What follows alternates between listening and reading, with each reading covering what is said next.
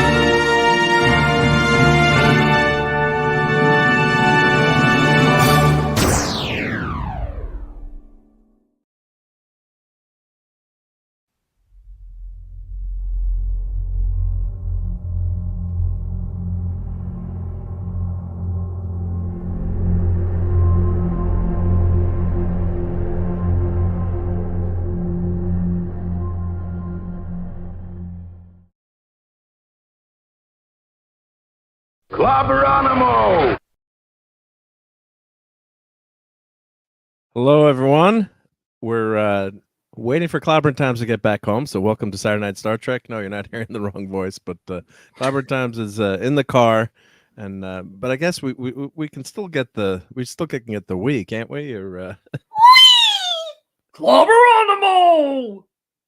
there we go, there we go. So, hello, everyone. So, Raquel's gonna help me out as we we can never replace the great Clobberin Times, obviously, but we can try to be a poor substitute. So we're just gonna hang out here and talk some Trek stuff. I've got some old Star Trek games to show, and but let's, I guess, say hi to everyone in the chat. So if Raquel, you want to take over and start saying hello to everyone, and then we're gonna vamp until we got some interesting things till Clobberin Times gets here. So we're gonna have fun tonight, and don't forget to turn your clocks forward so we lose an hour too. So we're gonna get an extra long show tonight, right?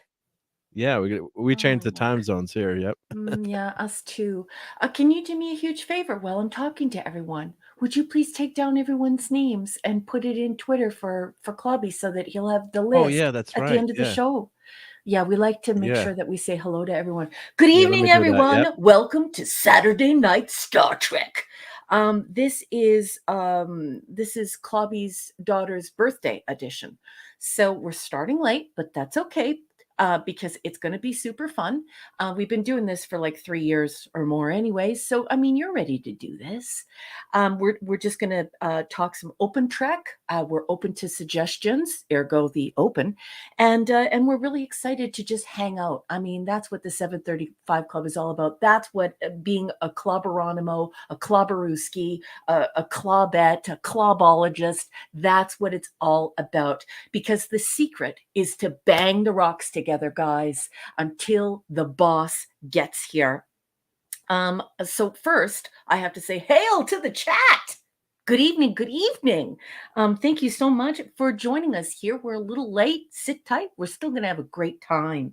I also want to take this opportunity to say thank you to all of the wrenches. Our wrenches work for some of the biggest people in YouTube, and yet without fail, they're always here for us.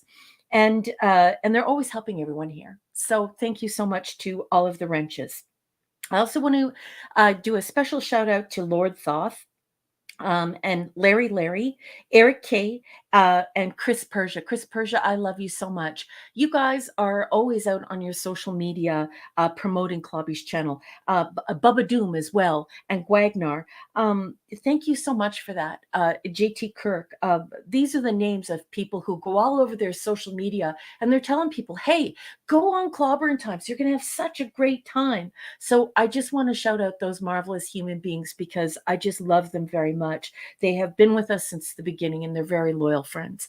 I also want to give a shout out to Chris Persia's dad. He hasn't been feeling well, and I have been asking for the last week for just if you could send a nice note or even an emoji to Chris, or if you're somebody who prays, if you could say a little prayer for Chris's dad, that'd be great. He did say publicly, so I don't feel like I'm revealing too much information, that his dad's struggling a little bit with high blood pressure. This stuff starts to happen to you after 50, and it can be pretty scary. So, if you could send some love and support to Chris Persia and his beautiful family, that would be wonderful. I also want to wave hello to everyone on X. Thank you so much for joining us on X. And I want to thank all of our lurkers. Thank you to people like Dr. Mew. Of course, that's Retro Dicky and and others who are watching us in a different place in the world. And so they watch us later. So thank you for downloading this show. Thank you for watching it on X. Thank you for stopping by here the next day to do a rewatch. Clobby and I really appreciate it a lot. Are you a member yet? You should be. Membership has its privileges. You can hang out with Clobby. He's an actual subject matter expert. He knows a boatload about comics, and not just as somebody who reads them, somebody who owned a comic book shop. He knows the who's who in the comic book industry, and he knows a great deal about what it takes to create comics, not just imbibe them. So you can hang out with him. And Mark and I have been up to no good. Mark and I have created a whole bunch of emojis that are completely ridiculous. Mostly surrounding inside jokes around here. So you get to use those if you're a member as well. If you're not ready for a membership yet, that's okay. It's okay. Because if you have a great time here tonight, you can clobber the like button, you can hit the sub button, you can hit the notification button, and you can hang out with us here and just be super low key. We don't mind at all. Folks, do you like science fiction? I'm a science fiction author who is experiencing the same thing that Andy Weir was experiencing before, basically his patrons forced Hollywood to take notice. Corporations, they want authors who are activists and they want stuff that's written about activism. I don't do that. I just write classic episodic science fiction, and it's on sale right now on Amazon. I also have a second book coming out. My first book is called Science Fiction Tales, and it's available at Barnes & Noble and Amazon. You can even test to see if you like the stories because they're 99 cents each. And like I said, I have a second book coming out called Science Fiction Tales, Volume 2. And I would not be able to do this book without the backing of my patrons. Like Andy Weir, I can't break through. And so these marvelous human beings who are kicking it 18th, 19th, and 20th century style here are patrons of the arts. And they're seeing my book over the finish line with me. And so I want to shout them out. Larry is a man so nice they named him twice. You should call him thrice. Larry. Thank you for everything. You've been so generous and you've been such a strong supporter since the beginning, as well as Tony Stark. You two have really, really helped me, and thank you for your generosity and thank you for being there for me. I really appreciate it. I ordered my signage last week. I'm waiting for it, and without your donations, I can't do that. So thank you. It's pretty incredible. I also want to thank all of my other Patreon patrons. Sean Carter, Penny Lane, Shooter, Gwagnar, Dave, Chris Persia, Scuba and Leslie, Pete, Eric Kane, his trusty dusty dog Kirby. Eric is currently looking for his dog Kirby in China. Enigmatic Drop Bear, Michael and Cassandra Beacom, Mark D with a C, Anti-Derivative Jill, Jelly Jill, Maximum Redstone, JT Kirk, Dadman and the Dadman Clan, Lord and Lady Thoth, and of course Lance. Don't forget to chuck some cheese in the chat because we have lots of pepperonis here tonight. Rob Altus, Tyler, Jeff Wyatt, Rod Thunderheart, and Mazarus. Without you, indie art doesn't happen. These corporations, they only want authors who are already famous now. That's the way this is working. And so, yeah, thank you. I just appreciate you more than I can possibly articulate with words. And I cannot wait to show you the new book. It is currently with my editor. And as soon as he has reviewed it and made his suggestions or his changes, I will have it to you right away. And with that, I'm going to allow Mark to, I'm going to give the floor over to Mark. Mark, take the helm. And if you would please, if we could start with all of those beautiful visuals so we can talk about the shows that Clobby has coming up, and we can promote them a little bit. And we can go through the wrenches and we can talk about these marvelous wrenches who are here tonight helping us to produce this show. What do you think? Sounds good. But first, we got a super chat with some amazing news here that I didn't know that. But Eric K for $2 says, "What? Clobby owned a comic shop? When? Who? Why?" So yeah, that's news to everyone. But yeah, I guess he did own a comic book shop, right? And it must have been pretty Groovy. to go on that. And Bubba Doom, Eric, Yeah. you're a naughty boy. And Bubba Doom.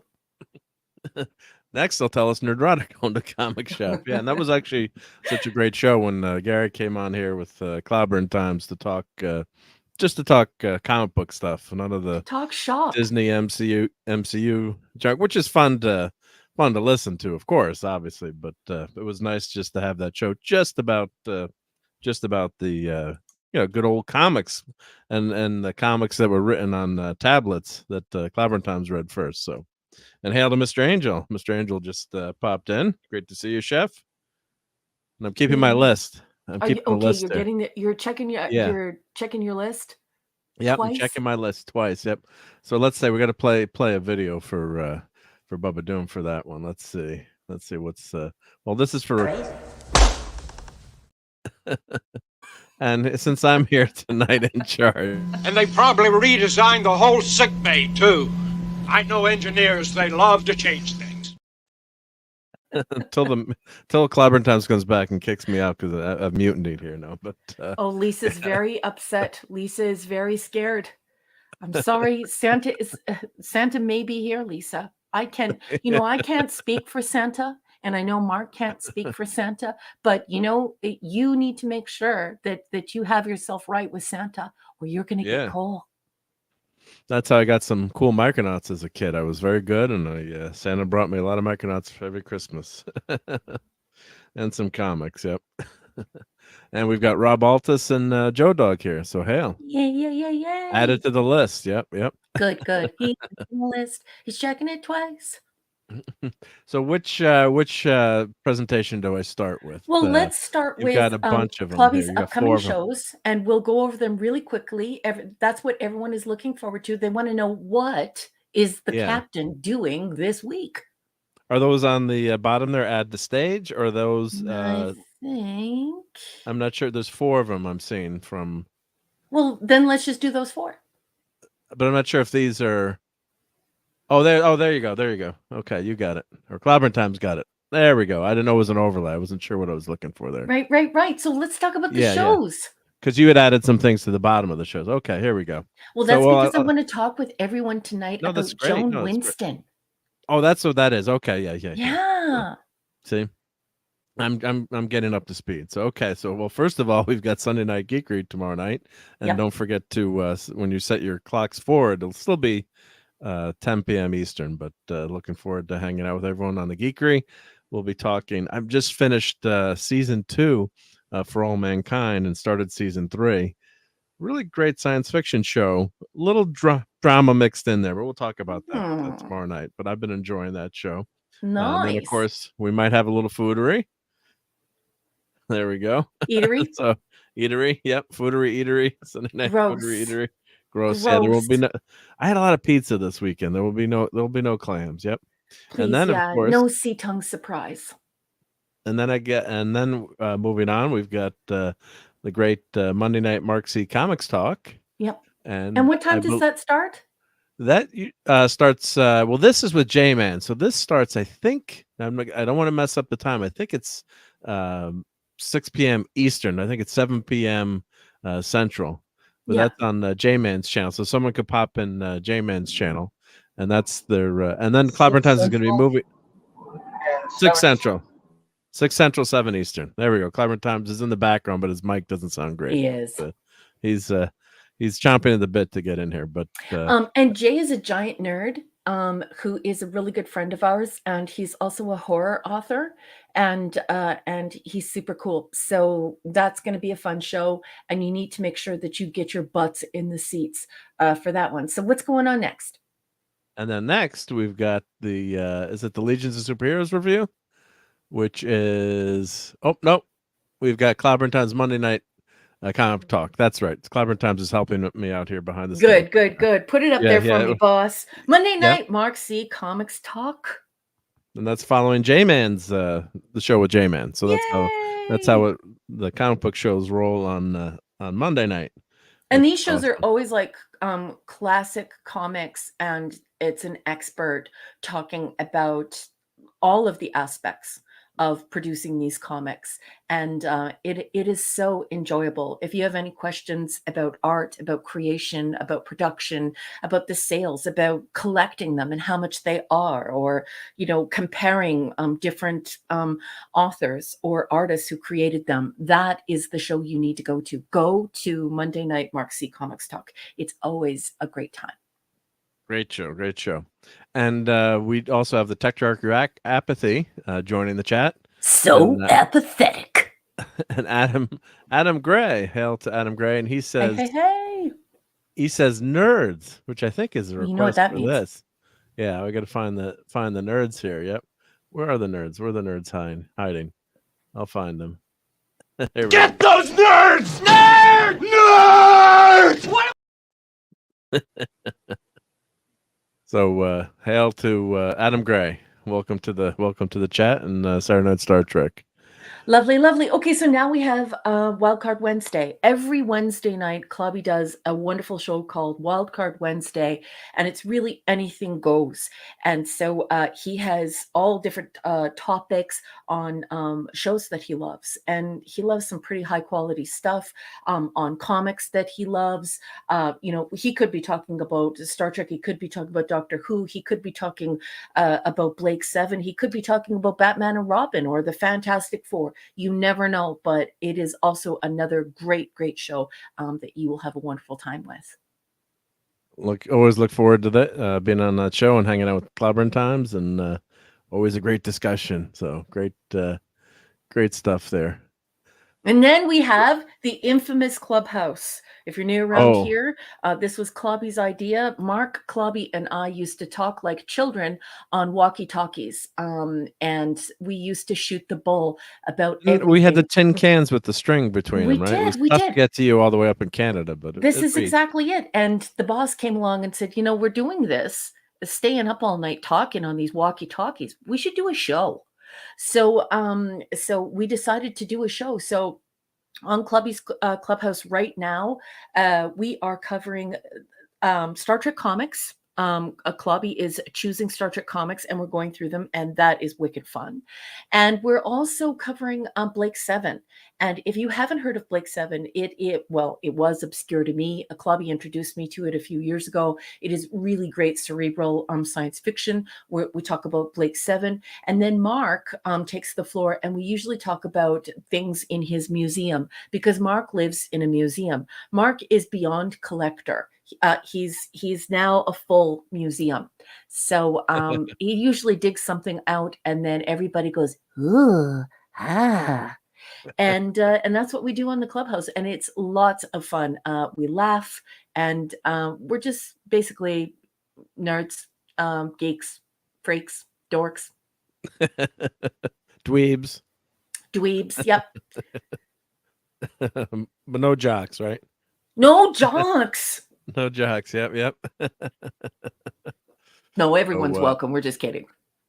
There's everything on this channel. There's a lot of great stuff. So thanks to Clobberin Times for bringing it all together so we can hang out here. Remember, now I can say years ago, listening to that first one of the first Star Trek shows. I think the first time I heard you, Raquel, was the Defending Enterprise.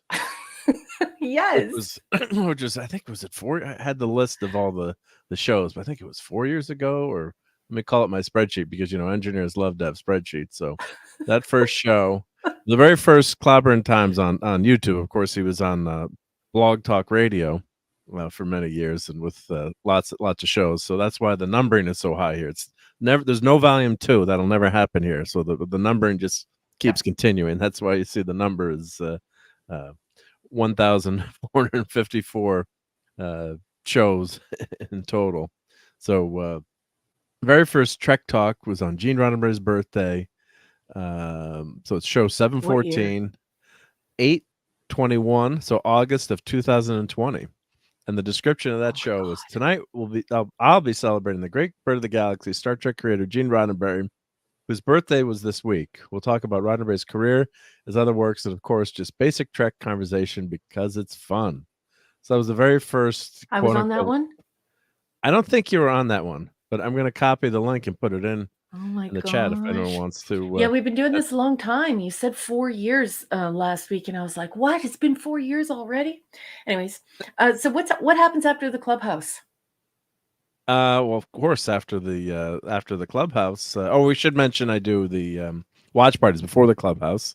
Yes. And then, yep. And then for the show. So if you don't have access, well, if you have the episode or want to join along, we watch those episodes of the watch party before we review them. And then J-Man's got a great show on Friday night, 7 p.m. Eastern time, and they're covering the phenomenal Frank Miller's Daredevil, The Man Without Fear run, which is one of the all-time great comic book runs in history. So, and Apolly's Minions here. Hey, I have that. Actually, I have that picture queued up and ready to show. Yeah, we have to do a check-in with the chat in a minute, but we have to say that Frank Miller's Daredevil, that is the trinity of J-Man, Decepticon, two of the biggest nerds on the internet. I claim them as nerds. Clobby claims them as geeks, and Clobby, and they all talk about Daredevil. So you have these three experts in a room, and they're passionate about comics, and just their interactions are awesome. So make sure you hop on over to J-Man's channel on Fridays at 7 p.m. Eastern Standard Time, and Friday nights. Oh, this is going to be fantastic. Bad pun, but they're going to review J-Man and the gang. Clobberin Times and Sean are going to review the Fantastic Four, that Immortal run, Fantastic Four 1 to 102, and I believe they're also going to add issue 108 because that was the last Kirby episode, that Kirby comic. I'm calling them episodes now. See what happened to me. But so that Jack Kirby, I think usually what they do, they had comics in the file cabinet ready to go if something happened. They had a backup issue. So I believe that was the last one. I believe it was 108. But anyway, that's gonna be a phenomenal show to watch. I can't wait to hear that stuff. So if that's where the Marvel Universe all began. That was the first Marvel superhero comic. I believe it was 61 or 62, and that was that saved Marvel. Probably Marvel was going to go out of business, and that was. So I know where you're going to be on Friday night at 7 p.m. Eastern Standard Time. Well, usually that's my date night with my much better half. I will try to be there as much as I can. She is your better half. Your wife is hot. You married up. Well, I know. Yeah, I definitely married. Sorry, up, dude. For sure. Well, I love you, man. I love you like a brother, but you married up. Okay, so I definitely did. Is that it? Is that all we have to cover? Should we check in with this chat? Oh no! I forgot about this. 32 Flavors of Nick Weiser. How could I forget? Oh yeah, the Friday Night Comic Cop Show. Yes. Comic I always share Shop Talk. If I can talk, yeah. Oh, that's another great show on covering comics every Friday night. And Nick Weiser, my buddy, and Clobberin Times and the gang have been. I've been doing that for a few years now too. So I believe they were just doing the phenomenal Wolverine miniseries, the issues 1 through 4 that came out in the early '80s. Wolverine's first I guess you could say that's his first solo appearance. It's a limited series, not his first full issue run. I'm not sure if they're finished with that yet, but always a great show to hang out with the gang in the comic book shop talk there. So great stuff. And then after that show's over, I do late night Fortnite with Dadman and Lisa and JT Kirk and Metalorian and some other friends. So after you're done with comics, you can hang out with the gaming nerds. Yes. Okay. Yeah. So let's say hello to everyone. Do you have your list? Oh yeah. I have the list. Yeah, I'm gonna keep adding to it. Let's do the wrenches, and then we'll do the chat. Let's do it. Come on. Let's do it. Yep. So yeah, this is not so easy to do for anyone who thinks only Mexican Iron Man and Clobberin Times and people like that are true YouTubers. I'm trying to catch up here. So here we go. Clobby also did this for 14 years on Blog Talk Radio. Yeah. So he's no newbie. He's no newbie. That's for sure. That's he's right. True YouTuber. Now I need to sound like Clobby and say I also want to thank all of my wonderful wrenches for helping us out here tonight. And first, we have to say hello to Eric K. We shout them out whether they're here or not, and Eric is here. Eric K, thank you so much. The bronze wrencher. Chris Persia. Just love you so much. Thank you for everything that you do for this show and for everyone here. And I hope your dad is feeling better. Love you, honey. D. Bud Martin, mathematician, also Super Cake. Thank you, D. Bud. Lord Thoth and Lady Thoth. Thank you so much for everything that you do. J-Man. Maddie's Daddy, or as I like to call him, Thor in Vegas, because that's what he cosplays, but he actually looks like Thor in real life. So he's Thor in Vegas. Maddie's Daddy. Okay. He does. I think we had to get rid of his intro because we were renting a room. Sorry, Steve. Yeah. There's a little video. And Kal-El, the real soup. And Phantom Outsider, but we just call him Fanty. And of course, the boss calls him Music Meister, Maximum Redstone, leader of the Limericks, and of course, Larry. Awesome. So that we got all the wrenches covered, and thank you for all that you do to keep us safe. And you're great to hang out with as well too. So got a great gang there. Yep. You're safe when Eric K and the gang are out there patrolling the chats. So yep. It can be wild out in that sector of the galaxy, but glad they do such a great job for us. Oh, I got to update my list. We got Herc 130 here. Well, you know what that means. I know what that means. That's some ooby dooby. You got to break up the tequila there. We got to have some Zephram Cochran tequila together. Yeah, I was humming that song one day because I couldn't get it in my head. I was doing Ooby Dooby. And I'm like, what are you saying? I love him. I just absolutely love Herc. Yeah, Herc's a riot. I love him. Yeah. Okay, let's start saying hello to everyone. Let's start at the top of the list. So go in order here, right? Yes, please. I shall read. First, and by the time we're done that, I think Clobby will be home. Yeah, hopefully it'll be home. But of course, we already shouted out Chris Persia. We can do it again. Yep. And Chris has said that because of daylight savings time and our late start, he's going to have to tune in tomorrow. Thank you so much for joining us, Chris, as well as FKHC 2005. It's a little too late for him as well, but he did say that he'll be watching this tomorrow. He did stop in and clobber the like button, but he won't be in the chat. But thank you so much, FKHC 2005. Thank you, Tim. And we've got Princess Fiona in the house. Faye! Larry. And when she's on a tear, we call her Fee Fi Fo Fum. Larry. Larry, thank you so much. Simply Steve. Putin's cat. You mean Putin's dog? Putin's dog, that's correct. Putin's dog. Trying to impersonate Clobberin times tonight, yeah. Polly's Minion and the pepperoni. The pepperoni. Penny. What are you doing? You have to do the cucaracha. Do that. Bop, bop, bop, bop, bop, bop, bop. Yay! I love you, Captain. Yeah, the Polynesian minion always gets la cucaracha.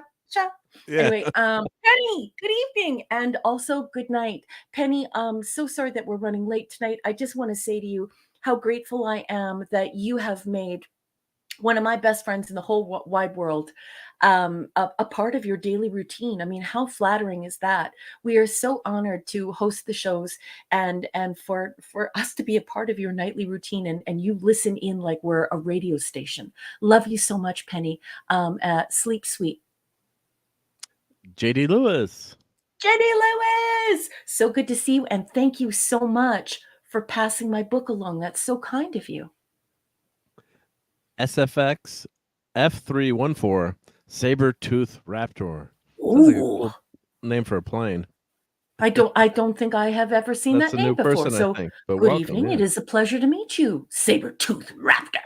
Wow. Classic Comics. CC. Brogu. Brogu. I love you, Brogu. We already shouted out Fanty Outsider. Fanty. Bubba Doom. Bubba Doom. Sandra Feliciano. You know what that is? That's King Dolphin TV. Yeah, and King Dolphin Dolphin TV is also here. TV. In color. You gotta say in color. Even underwater, it's in color, which is That's awesome. it. Yeah. I gotta give you a poll. I gotta give you a poll. Yeah. Can I striker you right now? No, I'm kidding. You can, yeah. Yeah, you can, yeah. And of course, we shout out Eric K, but I'm in order by who appeared here. So thank you again to the great Eric K for being here, and Kirby. Yay! Scribelight. I don't know if I've seen that name before, but hail to Scribelight is a regular around here now, and that is very flattering. So thank you so much, Awesome. Scribelight. Lisa, Supergirl. Lisa! My Fortnite buddy, yep. And of course, coming in from the planet Arrakis, Duke Leto Atreides is here. Yeah, so hail. Duke. I will curtsy. Curtsy. I am curtsying right now. Watch out for the spice. and yeah, Retro Nerd Girl did a watch along today of Dune 1984, which was fun to watch and hang out there for a while. So nice. A lot of Doom this week. Yes. Which is good. Yep. Okay, and then we have another very, very famous person.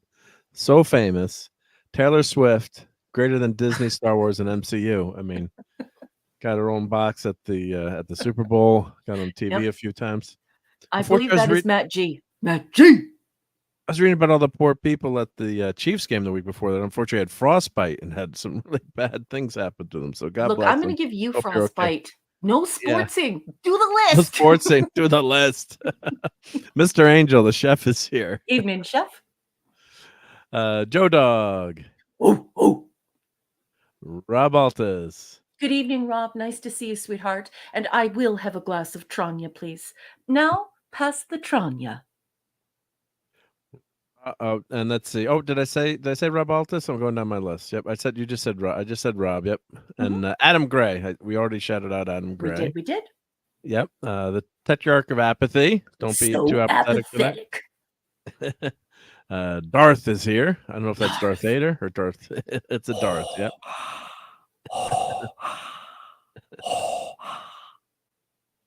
And of course, the great JT Kirk is here. Flying all the way in from Starfleet. Polly's minion. I had her on the list already. Oh, we got her on. So she's so awesome. Did you call her out twice?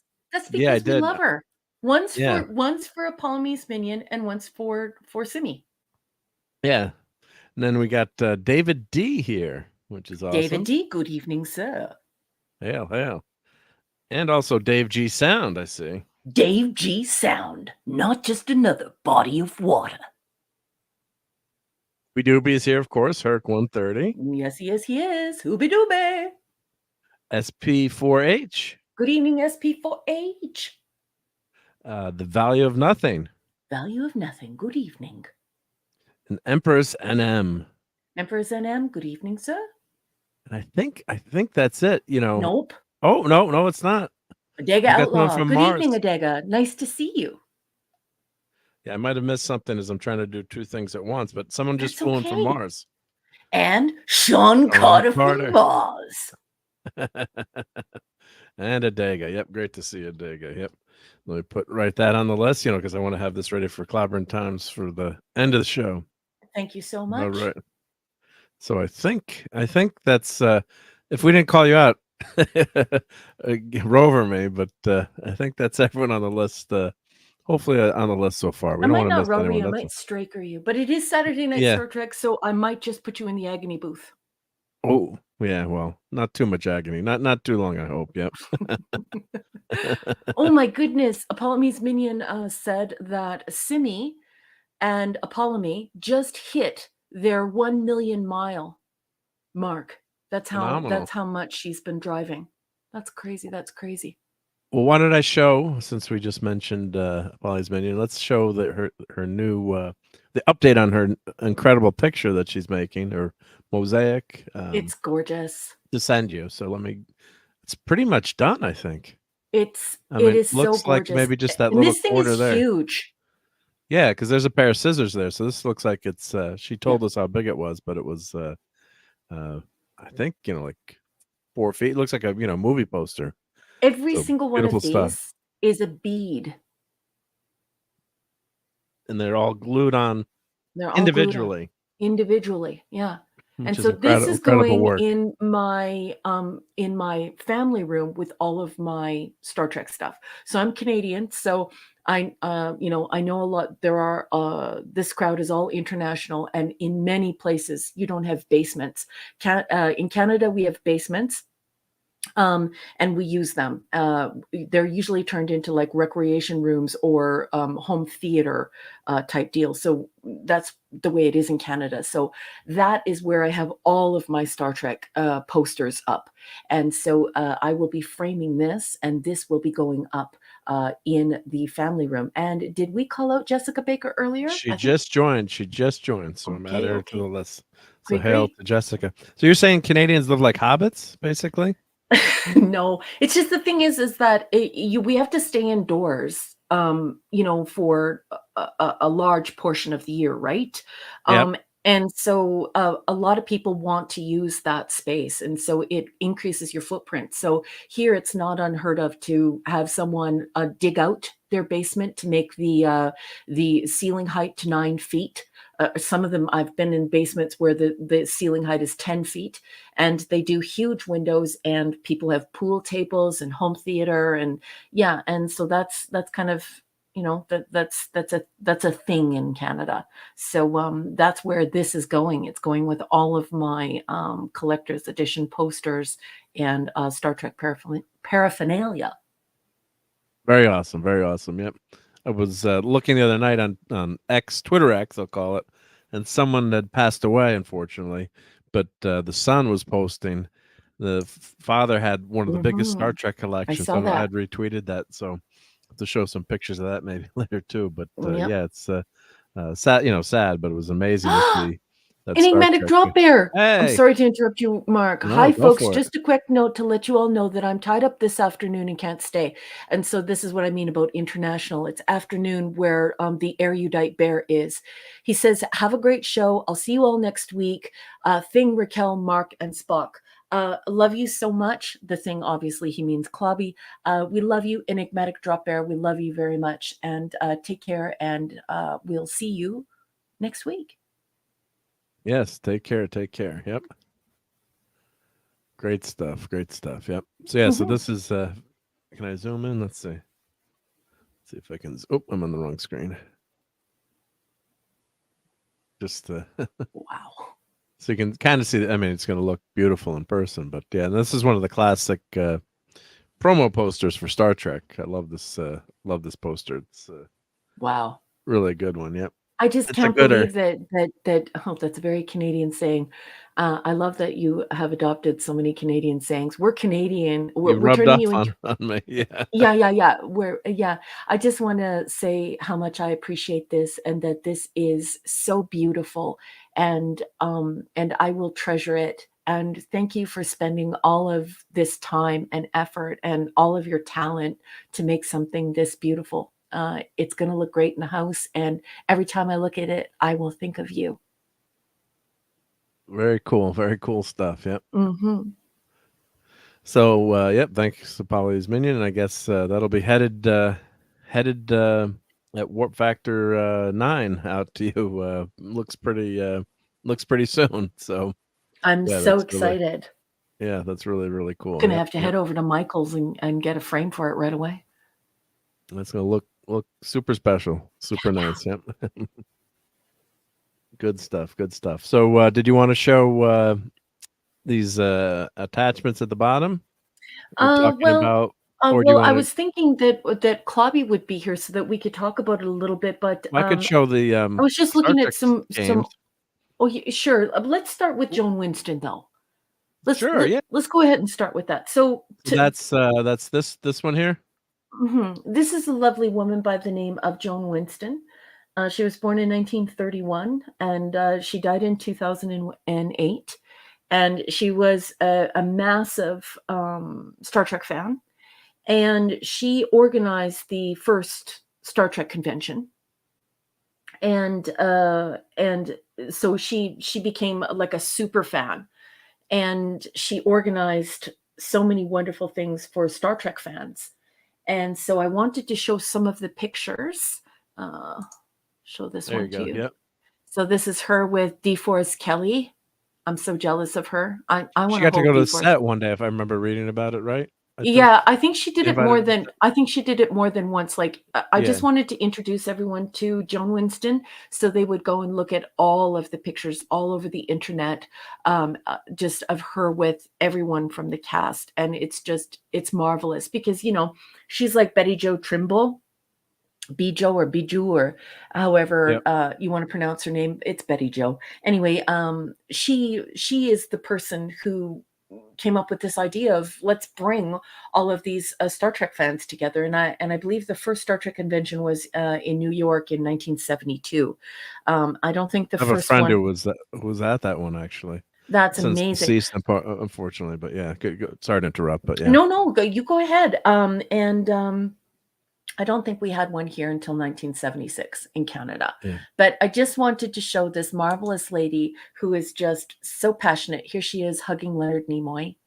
And then, of course, She's a cutie patootie. Oh, she's got the command shirt on there for the meeting, right? well, she's got the right colored color shirt. on. Yeah. So I'll Yeah, just show yeah. those one more time just so everyone can see them. And I just wanted to give her a shout out because, I was just thinking about her today, and I was just thinking about how awesome she is and how marvelous it is that she thought of doing this and bringing us all together. I mean, this is way before there was anything like cosplay. What was cosplay? It was absolutely nothing. And then along comes Joan Winston in 1972 and starts saying Star Trek lives, and she starts these conventions, and she brings everyone together, and the whole Star Trek community, formally and informally, they rallied behind her. And so she's a very special person. And I just wanted to bring some attention to her book, and I was wondering if you could please look that up on Google. Oh, good evening, the Timescales. I just put her Wikipedia in, and she wrote Star Trek Lives. Yeah, but I have that book. Could I get you to put up the making of the making of the Trek conventions? Let's see here. Is that under below, or is that something No, you just I want me was to wondering if you search could for? please Google it. Oh, sure. Yep. Yeah. I shall find that. Yep. Look at Let Jimmy me. smoking. I love this picture of Jimmy smoking. While we're doing that, let me put in because I just found this, but this is the link to Star Trek Lives, which is a great book, and I think I have that in my bookshelf right in the other room, but I can't grab it now, of course. But I do have that book, so let me. I'm gonna just put this picture on while I search for the other, so we can talk about that for a second. But let me present my screen while I search for her book, her other book. Yep. For the making, the story of the Star Trek conventions. But let me click on that. But that's that great book, Star Trek Lives. Oh, that's a really good read. So let's see. For making of the first Star Trek convention. So my buddy, one of my friends, Greg, his father was in media in New York City, so he worked in TV, and he begged his dad. He told me to go. He was about 10 years older than me, and he was like, "I got to go see. I got to go see the Star Trek convention." And it was in a hotel in New York City, and here's an article in the Saturday Evening Post. So he had all kinds of memorabilia and stuff from that first convention. And Star Trek conventions have become just an amazing fan get together and occurrence, and it just helped to define Star Trek. So this is an article I just found on the Saturday Evening Post. Yeah, And don't of put course, this one up. No, well, I'm trying don't, to. Well, I wanted don't to show. I scroll. wanted to show I know, Leonard but it's Nimoy. got filth in it. I've already Oh, looked at this that's why I saw article. Leonard Nimoy. I saw Leonard Yes. Nimoy there. Don't So scroll any further. This is a filth-free zone, and if you sully the stream, we'll have to run the Clobberin, and I will put you in the agony booth on Set It and oh Forget It. no, And then I will straker you. they'll strangle me. Yeah. I will So straker here we you. go. Here's fan lore. Maybe there's an article on fan lore. Here we go. Yep. Statler Hotel. Let's see if they've got this. Got a couple pictures here. See, I saw Leonard Nimoy on the top. I thought it was safe. No, you're not safe. This is a safe zone. Okay. So the Star Trek Lives convention. Yep. So this was at the Statler Hotel, January 21st to 23rd. I was about 4. Yeah, I think I was 4 years old, so I missed this convention, unfortunately. So it was an early and influential series of Star Trek conventions held in New York from 72 to 76. These cons were created by a small group of diehard fans who are tired of being ignored and are patronized at the sci-fi conventions, decided to have one of their own. The rest is history. The first convention, when it was held, featured guests Gene Roddenberry, Majel Barrett, Isaac Asimov, Hal Yes. Clement, and DC Fontana. An art show, a costume call, NASA space displays, moon rocks in an astronaut suit, and a hospitality room. Could you imagine being there? I'm not going to say Star Trek wasn't a big deal, but it really wasn't a big deal back then in terms of mass popularity. It was popular, but this was, I think, was the start of the resurgence of Star Trek. Yeah. And when I mean not a big deal, you probably could have gone up to the actors and just talked to them and chatted. I'm guessing. It must have been a much more radically different fan experience. Not to say and when conventions Clobby and aren't I fun, started doing this, we were talking about, Clobby and I used to talk about this all the time, is this change in conventions. So conventions now are very materialistic. They're all about consuming. They're the last few conventions that I've appeared at to do book signings, it's all anime.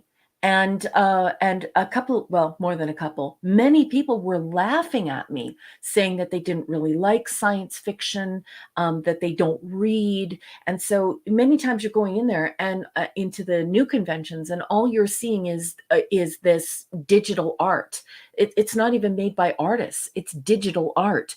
And so I was just thinking about this issue today, and I was thinking about Joan Winston, and I was thinking about how beautiful it was, this idea to have not only a science fiction convention, but an actual Star Trek convention, and not have all of the anime and all of the I'm using very large air quotes, digital art, and all these things that are happening at the conventions now. I mean, now it's just like you go in there and they want you to just buy things.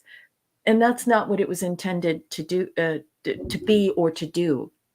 And I really love the fact that before there was any, a talk of the Japanese word cosplay or costume play, we had the costume call, where people were just spontaneously showing up dressed as Andorians, dressed as Vulcans, just hanging out and looking absolutely beautiful. And it's such a shame. I miss it.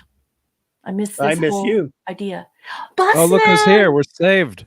The boss, everyone, captain on the bridge, stand up, straighten your uniform. Ah, hello, my dear friends. Good I evening. hope I didn't screw up too much. No, you were great, Mark. We'll give you about a 5 out of 10. No, I was kidding. You were great. Well Thank done, you. both of you. I really appreciate you so much. I'm so sorry to be late, everybody. So sorry to do that to you, my dear crew members, Mark and Raquel, and then my dear friends in the chat. I did not mean for this to happen, but I really Oh, appreciate you got to have fun, and NASA. I'm watching the show. Always had a backup crew, so I wasn't having fun. I was doing something I needed to do. backup crew. But this is fun right here. This For is my sure. fun. How was the party? Did you eat lots of cake? No cake. No cake. No cake. How could No, there be no it was cake? not that Damn kind of it, a party. Mark. It was a interesting place to go to, but it was, wow, look at all these lurkers and all these wonderful people got in the chat though. So I was Awesome, thinking, but it was a nice place. It was kind of different. I don't know if it's one of those places where they got the one of those places that has the little you cook on the table. Mhm. A hibachi? Is that what you call that? Yeah. I don't know what you call it. Japanese. Yep. But yes, they had a bunch of little thingies you cook on the table and stuff. We were at a special reserved the karaoke room, and my daughter had a bunch of her friends there and everything. It was nice. Did you sing? No. I never do that. Well, you sing on here once in a while, so you got a good voice. Yeah. No. No. No. No. No. We didn't get to stay long because of idiotic, horrible traffic in New Orleans. Just never fails. It screws you up bad. Even at night, like this, even a Saturday night, and you'll sit there in 40-something minutes of traffic delay, and then when you get to the end of it, there's nothing there. You don't find out why. So, I mean, nothing. As sad as it is for somebody to get hurt in a wreck or something, you at least understand when something like that happens. Although idiot drivers really annoying me, but there's nothing there. It's all some asshead just caused them, because it's a very overpopulated area, New Orleans, and the roads never evolve enough to compensate for how much is there. So for the volume, yeah. Well, yeah, because you're a tourist generation too. So, it's just they're so way behind. They just again. You think at least on a Saturday night you catch a break, but no. Yeah, because it's so popular to go there. I guess. Yeah, everyone. That set us back over an hour. I had it all planned where we were going to go there for a couple of hours and then come back, and it just didn't work out that way. Hey, RRTNZ. RRTNZ, thank you for that. It's very kind of you. Thank you all who's giving super chats, and just thank you all for being here. Look at the numbers, people larking and everything. You must have thought I wasn't. They must have thought I wasn't coming back. Don't say that. Anyway, don't Mark, before we get to RRTNZ, would you do me a favor? Would you please send the list of the folks who were here to Clobby? Just put it in the clubhouse or whatever. Yep. Yeah, put it in. Through X. Thanks for that. I appreciate that, Mark. And don't forget, it's not easy to do. Talk and type at the same time. No, it's not easy at all. Good thing I wasn't chewing gum. Clobby kicks it old style like I do, though. He has an actual pen and a piece of paper. And don't forget that after that, I want to return to the book that I wanted to show everyone because it's a book I want to recommend. Anyway, now let's do RRTNZ. RRTNZ, thank you. Said, let's see. When Ray Bradbury cried forward the foundation, woke up at the android's electric sheep who crashed into the monolith and scared the sandworm, I giggled. Oh my God. Thank you so much. That was very well crafted, RRTNZ. Well, thanks, Mark. Thanks, dude. It's in both. It's in both. Yeah. And I sorted it alphabetically too. So. Oh, well, I could live with that for once. JJ Cook! Sounds a little OCD to me, but okay. I do have that problem with the. It's better than the spreadsheet, I guess. Where's the spreadsheet, by the way? Spreadsheet, yeah. Who had the most chats, yeah. Professor R2, good evening. Professor R2, what's up, buddy?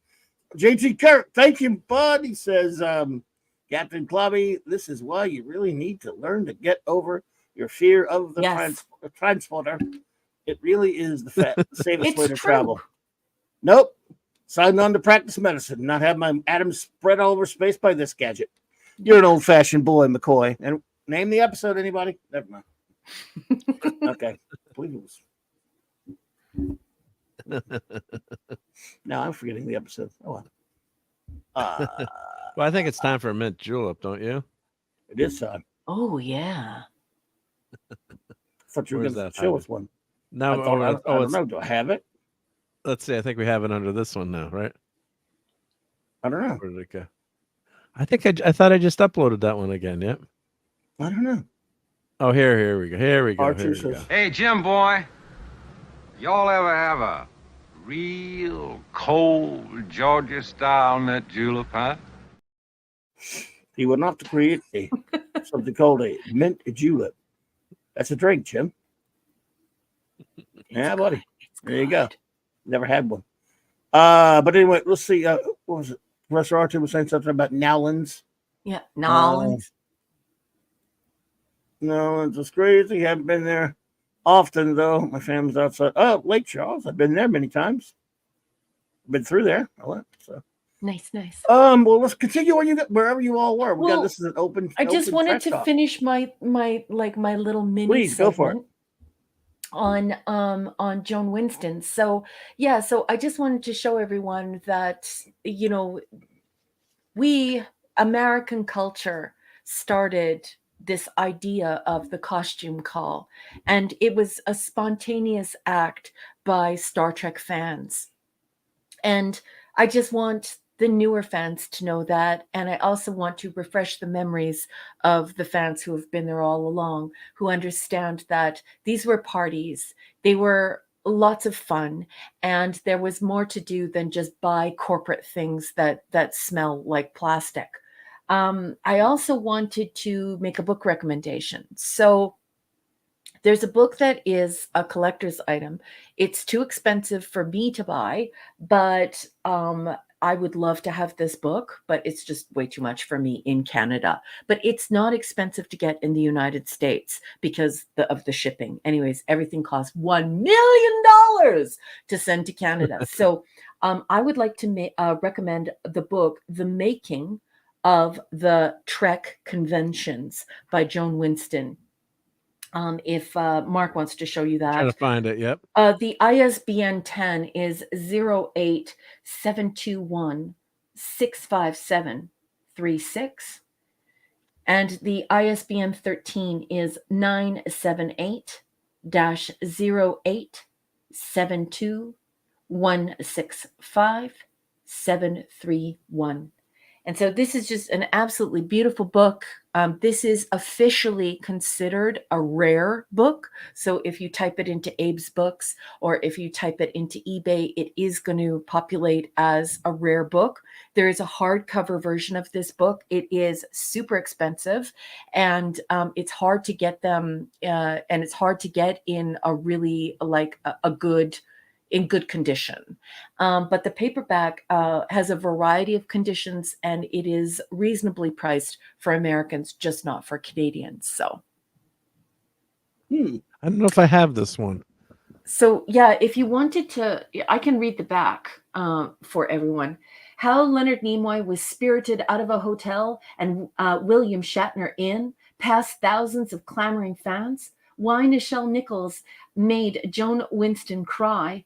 The Saturday Night Riot, Jimmy Doohan giving security guards cardiac arrests, losing George Takei, finding him, losing him, needing 3 fans to bring DeForest Kelly a quart of orange juice. Here it is, the story behind the Star Trek conventions, complete with catastrophes, calamities, hilarious adventures, and heartwarming anecdotes. It's everything you always wanted to know about your favorite show and stars, and how a handful of dedicated fans, I believe the people who came together, who became these dedicated fans, were actually called the committee, just so everyone knows, created the worldwide phenomena of the Star Trek conventions. Joan Winston was there from the very beginning, and she chronicles it all in a last and funny account. Sorry, it's very blurry, so it's difficult to read because it's a picture of the back of the book. So if you are an American, and you can get your hot little hands on The Making of the Trek Conventions by Joan Winston, I highly recommend it. this is what I was telling you, as a scholar, I always want you looking for original source material. This is original source material. This is a woman who was hanging around with the whole cast during these conventions when they were actually parties. And I can't even imagine how fun this book would be to read. So, let me know if you pick it up. It is a rare book. So get it while it's still available. And I hope you enjoy it. Let me know what you think of it. The Making of the Trek Conventions by Joan Winston. I hope you heard me, Larry. If you don't already have this, I'm recommending this one. And that is all I have to say for that little segment about Joan Winston. Thank you, Joan Winston. God rest your soul. Thank you for making Star Trek conventions, for doing the costume call, for creating the committee, for doing all that for us. I wish we still did that. And we can't and we don't anymore.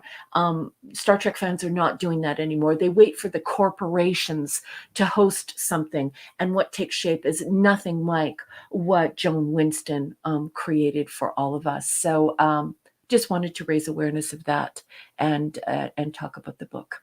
And so that's it for me. Mark, Clobby? Yeah, well, Mark, did you say you had something? I'm going to run to my bookshelf. I think I have that. I'm going to go up. I'll be right back. Which book is it again? Well, I think I have Star Trek Lives, but I'm going to see if I have Star Trek Lives somewhere. I've got that, but I have that printing of it. I think they have that cover. Yeah, I'm going to go grab it. I don't think I have a friend of mine that has that. I don't think I have that one. I don't think I have that one either. But of course, you can find this for a quarter. It is officially, like with archivists and librarians and publishing people, it is officially a rare book. 15 used by Jessica. Hey, thank you, Jessica. Jessica, go ahead and do that. I would definitely do that if I were you, if you can afford it. That would be $15 Canadian, and then usually around $50 shipping and handling. So that's a little bit too rich for my blood right now. I don't have $50 for a book. If you can, that's what I was saying. If you're American, just grab it, because Americans, I mean, you guys are the ones who made all this beautiful culture. You guys wonder why I love Americans so much. I love Americans. I love your culture, and I love all the beautiful things you created. So if you can pick that book up in America, please do. That is a rare book, and you should have it in your hot little hands. They have a hardcover version too, it looks like. Like I said earlier, the hardcover, it's really difficult to get it in what is called acceptable condition. It's usually in horrendous condition, and so it's only for people who just want to have it. But I wouldn't pay $100 for a book. Would you get the hardcover over the paperback, or? No, I think I would get the paperback, because I would really want to read it. And the hardcover, I don't think I would open it. Not only is I think the hardcover is actually declared super rare. I think it might be a super rare book. So I don't think I would open it. And like I said, a lot of them are not even in acceptable condition. So you're talking about a book where the binding's coming apart, the pages are torn. It's seen a lot of smoke. Like new, it's $100 here. Yeah. All the way down to $11 for used good. Yeah. And I do buy a lot of used books on Amazon, and I always go to the thrift shops and see what I can find. And back in the day, I used to get so much Star Trek. It was a quarter in the thrift store, 10 cents or whatever, to get a Star Trek book. But and I had the Bo Trimble book as well too, on the Good Ship. What was it called? On the Good Ship Enterprise. Good Ship Enterprise. I had that one. Yeah, that's a great one too. Yeah. Well, let me run to my bookshelf and see if I can. If you're a cosplayer, though, and you really care about the conventions, and you care about the significant changes you've seen in the conventions, and the fact that they're all corporate now, and it's all anime and manga, and it's all fake artists who are selling these digital images that they're actually making with AI, if all of that is upsetting for you, and you just long to have a time when we had actual Star Trek conventions, we had actual science conventions and science fiction conventions, and you don't have one of those in your area, you're like me, you don't. And you long for the days when people talked about the costume call, not cosplay. this is the book for you. And I wish that I could read it because, like I said, this is original source material, and this will just fire your imagination, make you feel so good about Star Trek, and make you feel so good about your fellow Trekkies, especially your fellow 735ers. People who, really see eye to eye and heart to heart with you over what Star Trek has done as a worldwide phenomenon that we all love. There you go. Cool. Like I said, I don't think I've ever seen that one before. Let's see. Yeah, Where it's we a at? rare one. Wow. I forgot. Yeah, the timescales, the okay. cons are fake now, being run by people who never involved Yes. in yeah, that's exactly it. The timescales. Like I go now, and I, like I said, I was at one book signing where I was invited as a guest, as a science fiction author, because a couple of my stories have made the bestsellers list on Amazon. So I go there, and I have my floor size posters, and I'm there signing books, and people were walking by, and my husband would say to them, "Hey, do you read science fiction?" And many of them started laughing. A few of them said, I don't like science fiction." Many of them said, "What are you kidding? I don't read." And one person actually laughed and said, "I'm embarrassed to say I don't read." So it's very different when you're going to these Wow. conventions now. Nobody knows what you're wearing if you're wearing original science fiction costume play, and they're not really there for the same reasons we used to be there. So I wanted to connect everyone to this book so I could connect you to having that happiness again. When Clobby and I talked about what we were going to do with the clubhouse and what we were going to do here with Saturday Night Star Trek, one thing that he and I talked about is this idea of celebration, this idea of bringing Star Trek fans together to talk about the good stuff that we love so that we can feel happy again, and so that we can all sort of, reminisce and celebrate the good stuff. So this is my offering for you tonight, so that you can all dig into that book, come to the clubhouse, or come next week to Saturday Night Star Trek and say, "Oh my God, that book was so good. What an exciting time. What a wonderful time to be alive." And maybe one of you out there has the power in your community to start a Star Trek group, or to start a little science fiction or Star Trek convention in your area. And so I want to inspire you. I want you to feel excited and happy again about Star Trek. And I cannot think of a better source than Joan Winston, who inspired everyone to start Star Trek conventions. That's amazing. She is the I guess as big a name really as Bijou Trimble, right? I mean, in a sense. Yes, she is. Yeah. As important as she is, because what she's for fandom. Yeah. And that's big because Bijou Trimble, BJO Trimble, I guess it was Betty Jo, right? Yeah, it's Betty. Yeah. Yeah. But they called her, it was BJO, the Bijou. Yeah. We used to call her Bijou, I think. I think I met her one time at a con, because she did a lot of cons, and she was something. And of course, usually they used to have this thing that back in the down here it cons down here in the I'd say in the 70s and 80s. I'm talking about down in my neck of the woods, down in Spodunk down here. Well, there's not like not like your big markets, not like your LA or your New York City or San Diego or that kind of stuff. Cons down here usually didn't attract. They weren't very big audiences at all, big crowds. Now they are in New Orleans, but they used to not be.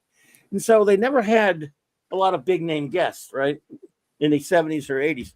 So they came up with this. I remember we used to go to them, and they would have people like listed on the the ads for the cons. People like someone that you didn't know, and they said fan guest of honor, this that fan guest of honor. We would laugh at that, like fan guest of honor. Well, he's a better fan than anybody else or something. What the hell's that? We would laugh at it. We scoffed at it. But BJ Trimble, that's one. I mean, that's for real. She's a fan who's a famous fan for a reason.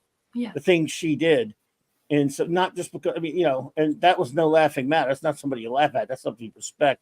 You have someone you respect for the things she did for Star Trek fandom, real stuff, and really just an amazing person.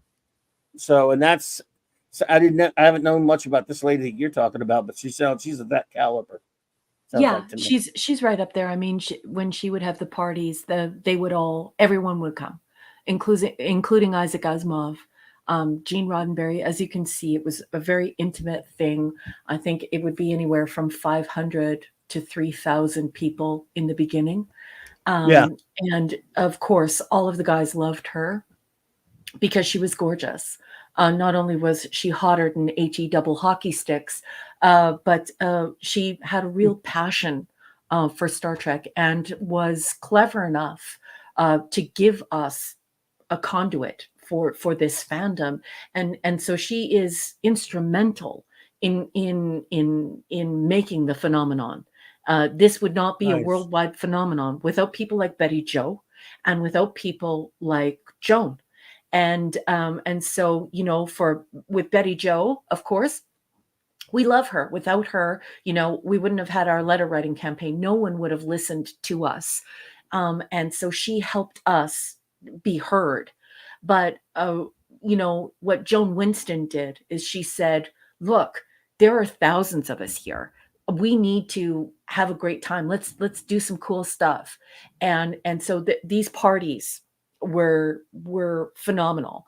And you were sitting in the same room as the original crew, and you were eating hors d'oeuvres, and I've seen pictures from these times, and the people would come in and they would be in full costume, as though someone in Hollywood makeup had done their full costume. These were ladies who had sewing machines. They knew how to sew. So you had people coming in and they were like full decked out as though they were going to be on camera.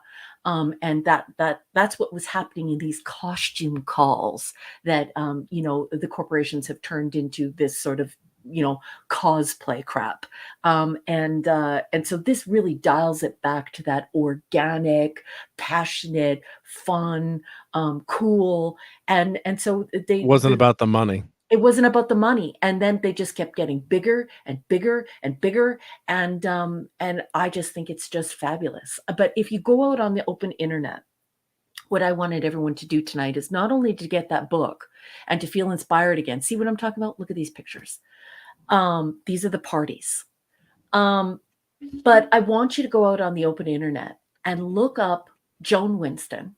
And I want you to look up all of the beautiful pictures of her, how sexy she is, how gorgeous she is, and how there are all these beautiful, intimate photos of just the original crew hanging out with normal Americans who just really love Star Trek. It's so inspiring and so fun. I don't think I've seen her picture. I was on the road when you guys were talking. Oh, would you like me to show them again? Yeah, show them. Yep. Okay, so here are some. This one is when she's a little bit older. Mm-hmm. She's a little bit older here, but this is her in her heyday. Oh, wow. There she is with Dee, and look at that. Like, they loved her. Like, look at the body language, right? Like, that was during the time the show was on. Yes. And Holy crap. This is her with Leonard Nimoy. Leonard Nimoy hugged me like that. It was great. I loved it. Oh God, I miss him so much. And you let him go? I did let him go, yeah. I was actually I was so shocked. I didn't know what to do. Like, I didn't even know how to react because he's my childhood hero, right? So it's usually like, it's really hard to get me to be starstruck. Like, it's just not a feeling that I feel. I don't feel that way about people from Hollywood, but like, oh my God, like I was crushing on him hard, man. It was ridiculous. I had to really keep it together. Wow. Did you see what Lasher said? Apparently, Bubba mentioned something about DeForest Kellett, and he says, Bubba, my dad looks just like him, talks like him, too. Now, when I watch TOS, it makes me think of him. My goodness. Like DeForest Kellett? Lasher, really? Yeah. Wow. Oh, look at that. So here she is with Bill, And I love that Jimmy Doohan, who is an Irish Canadian, who's playing a Scottish guy on the original show. I love that he's smoking. I just love him. Anyway, I You like miss smoking? Jimmy. You like smoking? No, I just think that it's so funny because it's just so It's so badass. 60s.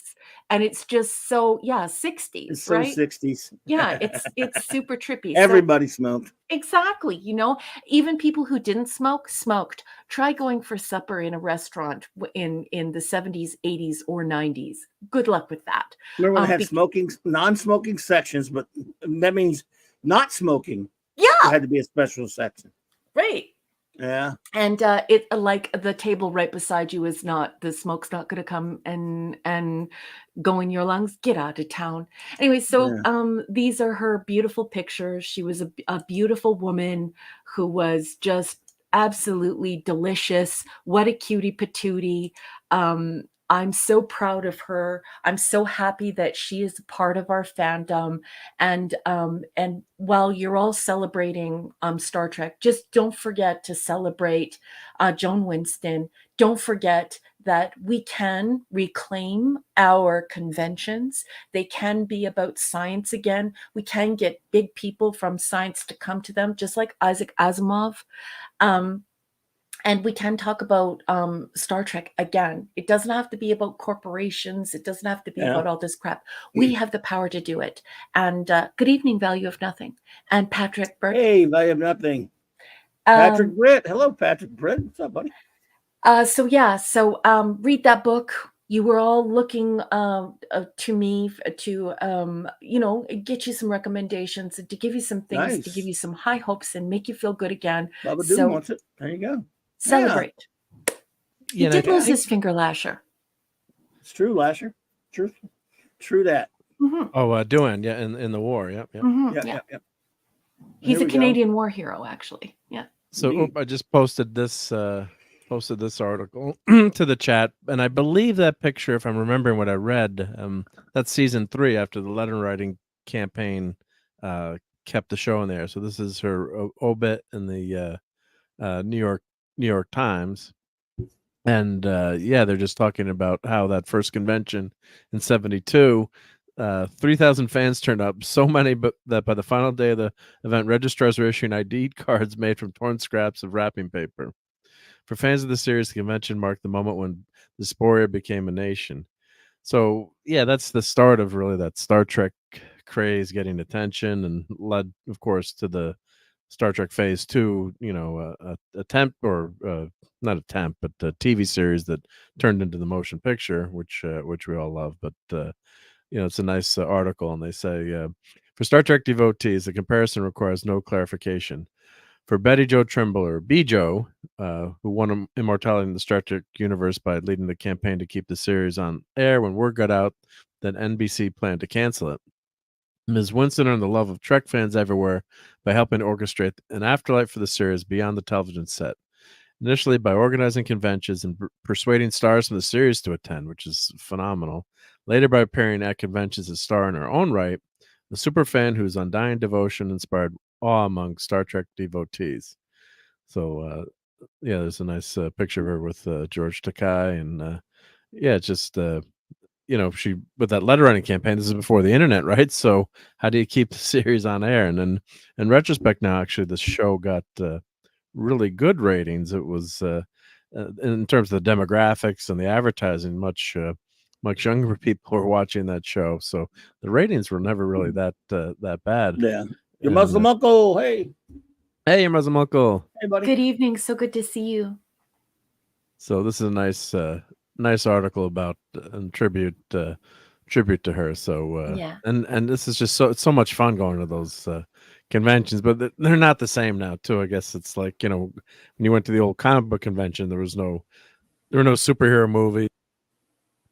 You just walked around among the boxes of cardboard boxes and tried to find a back issue, or talk to, maybe there's a few artists there or things like that, but it wasn't the mainstream hype that it is now. So it's nice that it gets the recognition too, but it's also kind of tragic in a way. Never go back to those simpler times with it wasn't Well, we of course can though.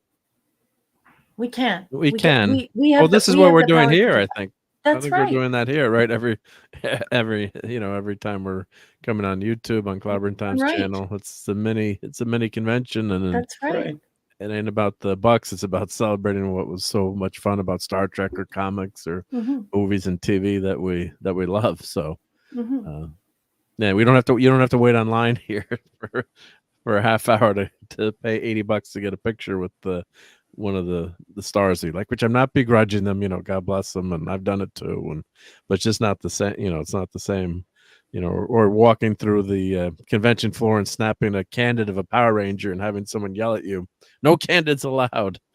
Like, what? Yeah. I'm taking a picture for Donnie. Yeah. So read the book, Come on. everyone. I'm so happy that many of you have already purchased the book and that you're excited about reading it. Please let me know what you think of it. And I know you're going to enjoy it. I really know you are, because her passion for Star Trek was so infectious, and she was so good at doing this. Without her, Star Trek isn't a phenomenon. It's not a worldwide phenomenon.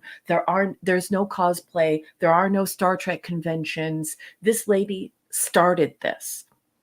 So read it, and don't ever be shy or hesitant to use your power to do those types of parties where you live. If you're somebody who is in the position to do a Star Trek convention, to call a few of your local science fiction authors, and to call maybe a bigger name in science fiction, and get folks together at a community center or at a movie theater or wherever have you. If you have the power to do that, I want you to be inspired by this book and to do just that, and enjoy. And it makes me so happy to know that many of you will be reading this, and you will have a happy sigh when you're finished reading the book, and you'll be like, gosh darn it, Trekkies are cool.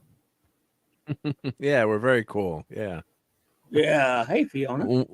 Even though we live in our parents' basement still, maybe.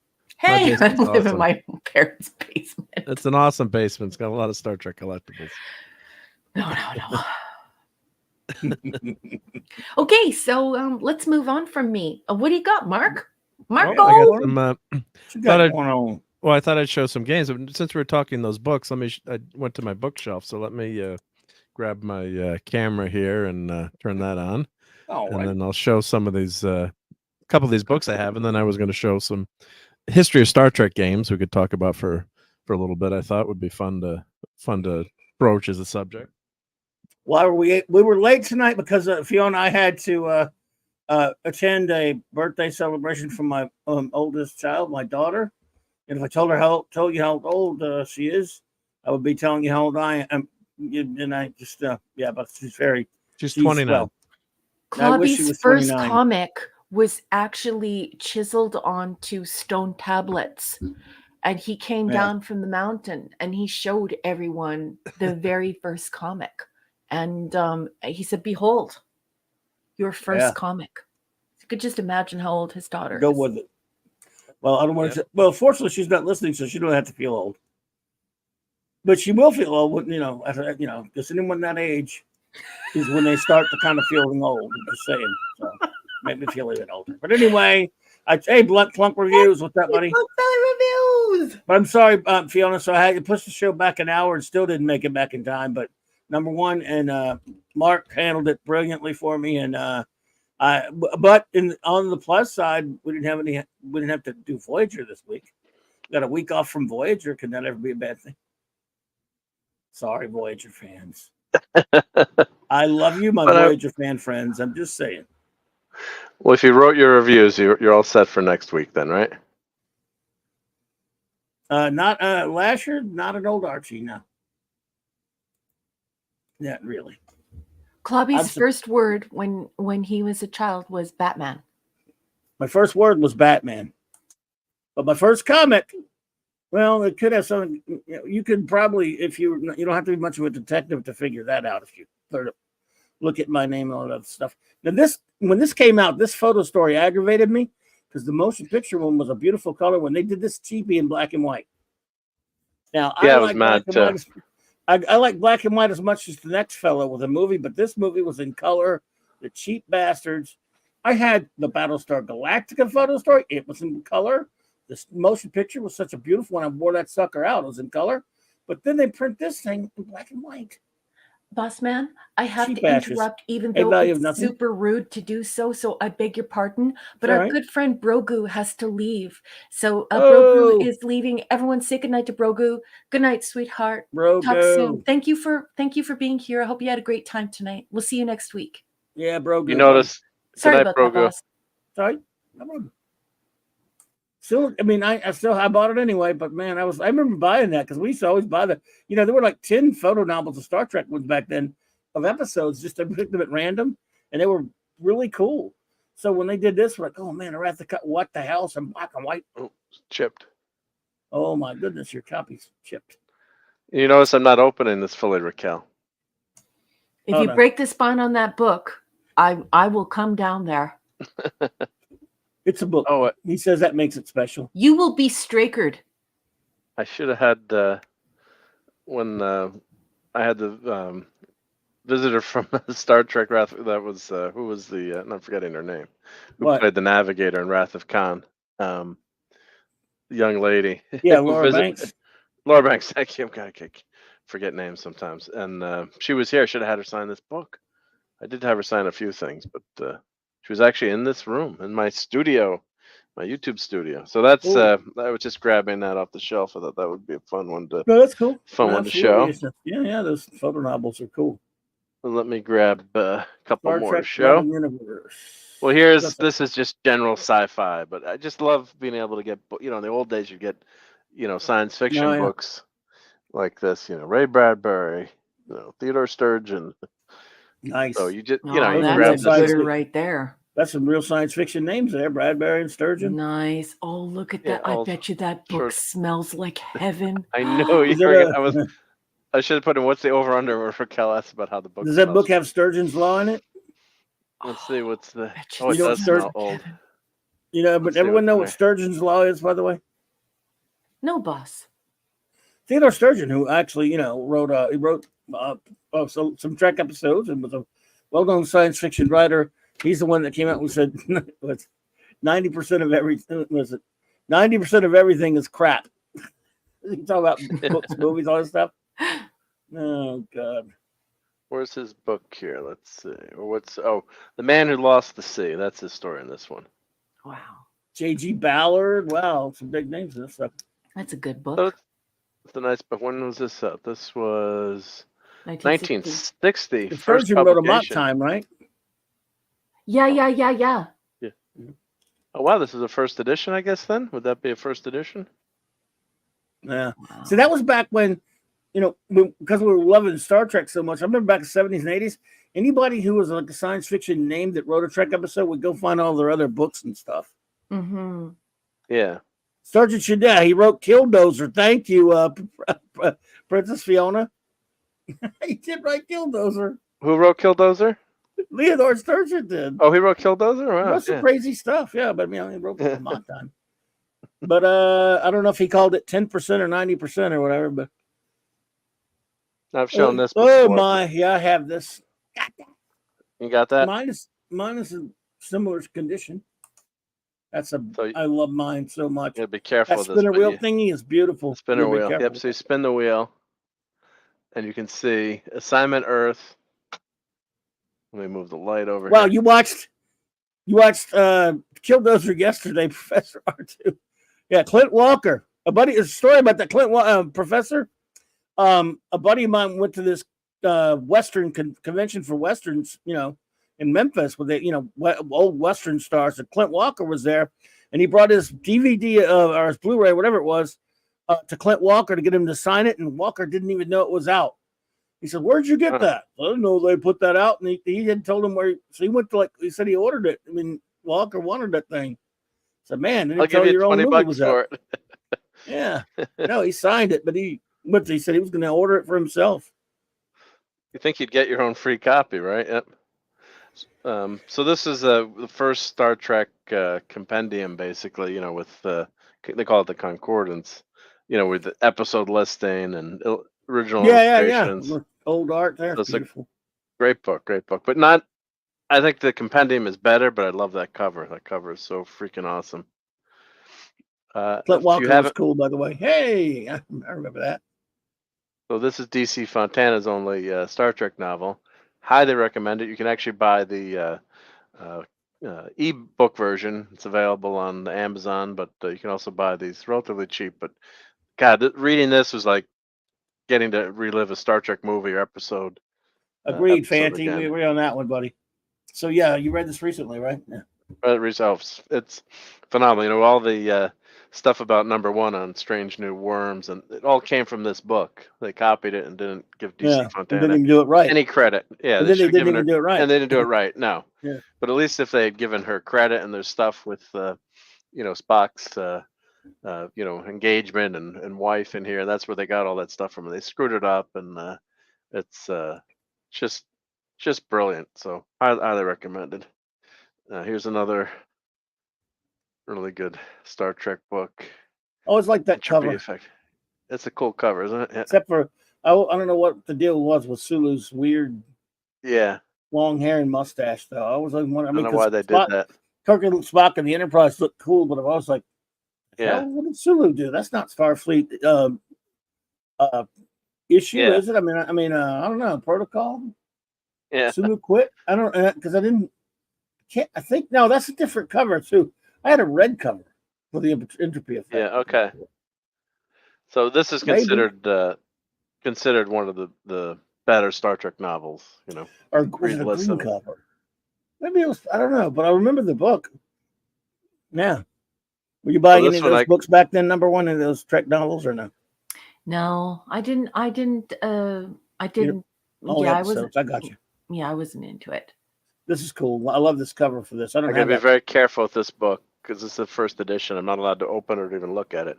The cover got bent though. I don't know who did that. Oh, put it underneath. Listen, put it. It wasn't underneath. me. Yeah, that's the put first. It underneath a very heavy encyclopedia. Okay. I would say the phone book, but we don't have phone books anymore. Yeah. Larry, did you read that one? Something about Sulu went rogue or some kind of something or whatever?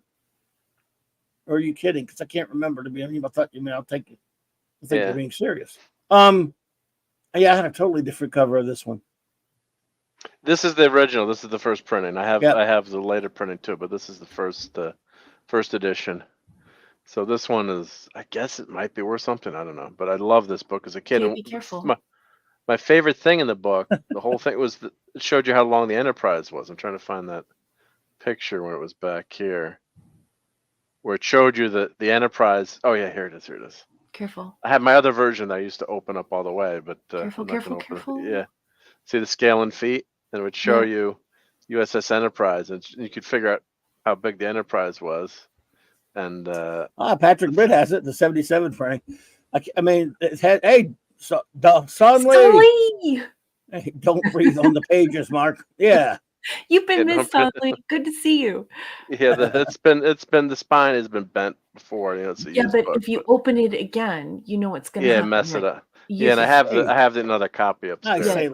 What if he wants to read it? Well, you got. I have another copy to read. I have a reader copy. Yeah, but no, it's the thing is that in the 70s, people used to in the 70s and 80s, and even some people today, they used to bust spines. And busting a spine means that you open up the book and you fold the front or the back. Too much. I can't stand that. Over it. But what the people don't realize is I have this one. Go ahead. Is that what happens then is that as the book ages, the book will actually fall apart, so the spine won't come off. Anyway. Yep. I have this one. I don't know. I may still have it buried somewhere. Book. This I remember when this one came out. You have this one, Raquel? No, I don't have this one. Oh, you don't have this one? I thought you had this one, huh? Cool book. Very nice book. So yeah, just a great story of Star Trek fandom. And I've read. I got to read it again. But it's a fun read. It's all about the Star Trek fan club, the letter writing campaign. I'm not sure if it goes in the conventions here. It probably does get into the Get to the conventions, I'm Fanti, I sure. love you. Fee! Jamalama, baby. In my Jamalama ding dong! dong. You put the Steve Casaboom. Steve, nice to see you. Oh yeah, the conventions are here probably, and I'm sure. Yeah, and they get into the motion picture in this, and B. Joe Trimble was actually in the motion picture, in that famous scene Yep. where they're all in the shuttle bay hangar, and actually, Hollywood was forced to change their rules on extras because of Star Trek the Motion Picture, because they had so many extras that day. Were they? Yeah, look at David Soul. yeah. I found a picture. I forgot where it was online yesterday. Someone put on Twitter or whatever. It was of Jimmy Doohan with both of his sons in motion picture out on the set of the motion picture. Turns out he brought them down to visit the set. They thought they were just going to be visiting, but he had costumes, uniforms made for them and let them be extras. So both of Jimmy Doohan's sons were in that. I guess that big crowd scene on the rec deck, which was pretty cool. Yeah, so now you can't have that many extras. I've never seen that picture before. Is that is that her? Let's see. Okay. Yes. Author David Gerald. Let's see. David Gerald makes some other here. Yeah. There's Bijou. Yeah, here's on the extras. Yeah, here's the. Nice. How'd you like to have been there? Of course, I was a bit young. Yeah. Even I was too young. Ray Wise. What's up with Ray Wise?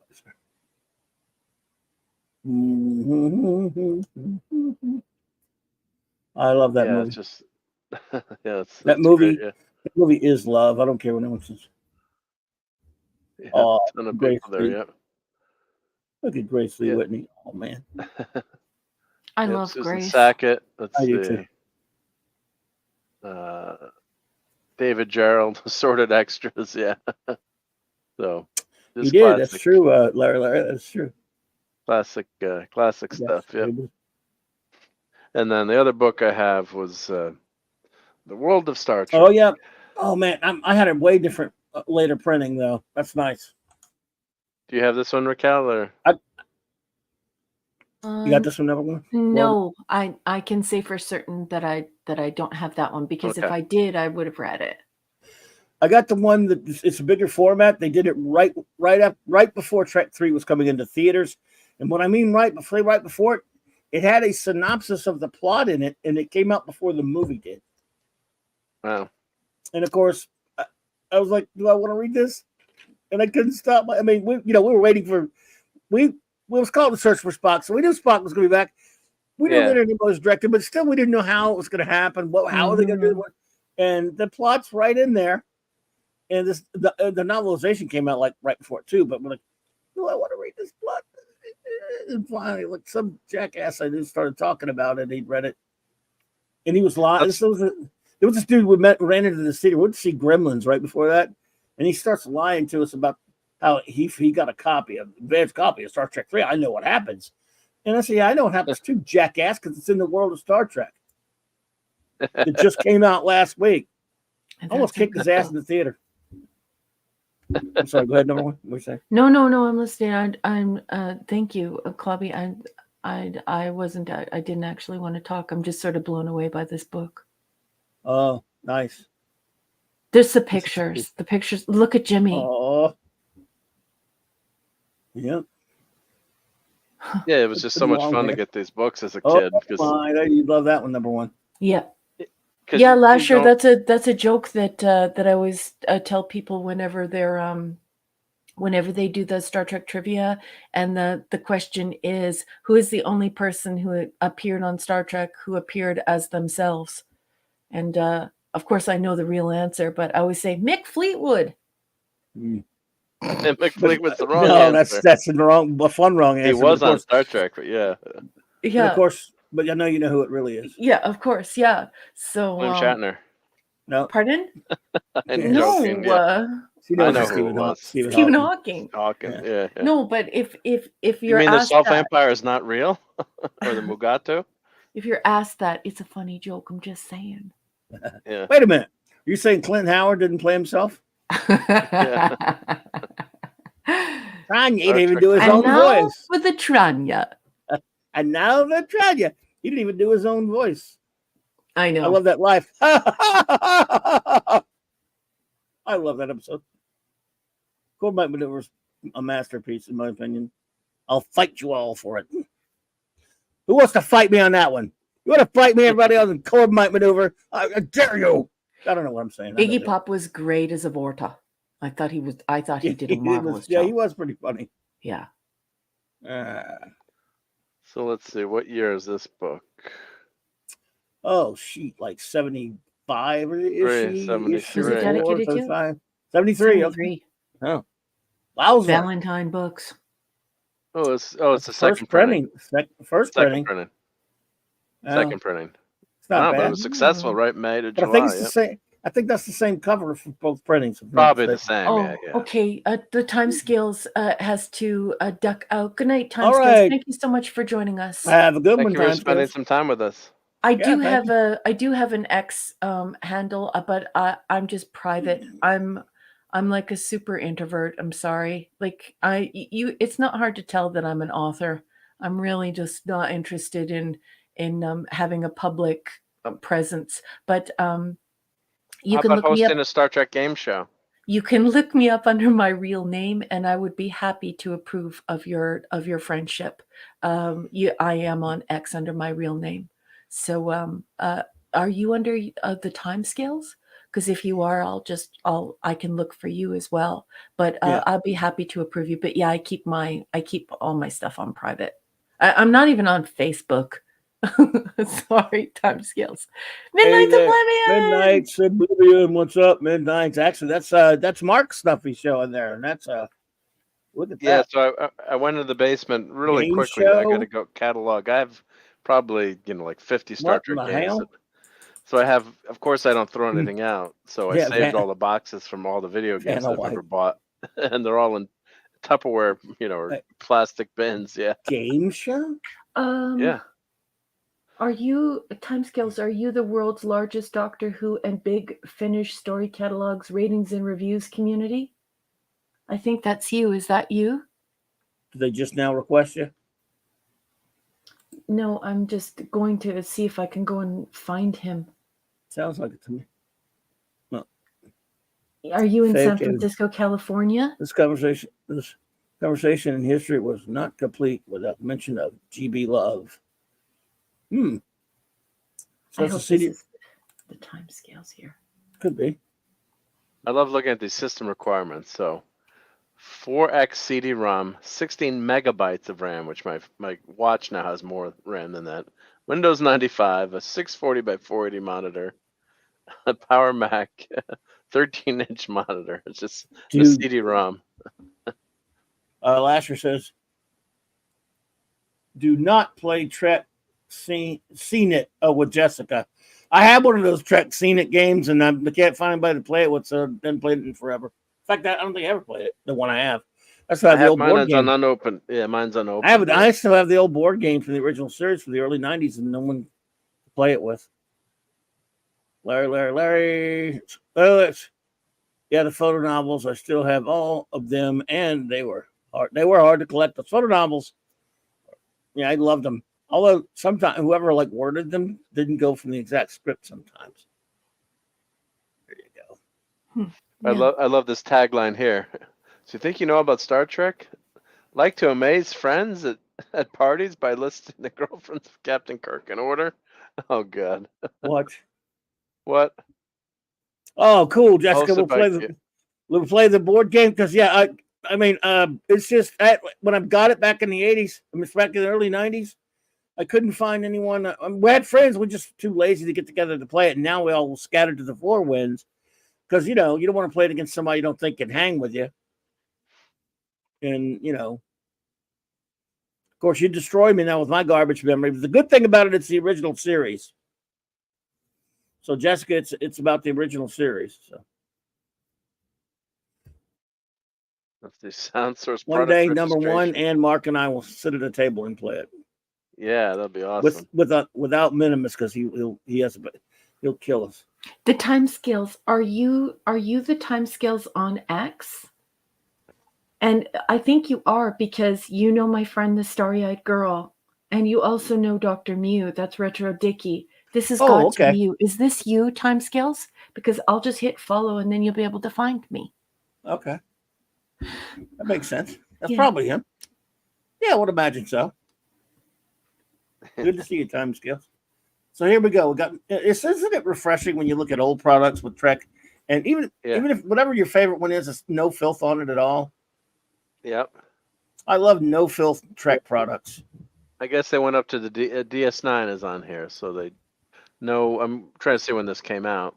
It's got Voyager. There's a scene from First Voyager. Contact. Yeah. That's got that Voyager episode that Riker popped on for a minute. Remember? So. Yeah. Oh, okay, so it did get it to Voyager. So what year was this? Maybe. That's true, Lasher. Bring it to a con and go sit there. Can Mark look at the chat, please? Wow, Larry wants you to look at the chat. I can't look at the chat. I'm away from my desk. Okay. I'm away from my desk. I'll ask you, Larry. I'm sorry. I can't see. I can't see from that far away. Yep. I'll get it. Larry asked, "Do you have the photo novels?" Show some. Which? Oh, the Wrath of Khan one again? No, you already showed the Wrath of Khan. The other ones of the series, and not the John Byrne ones.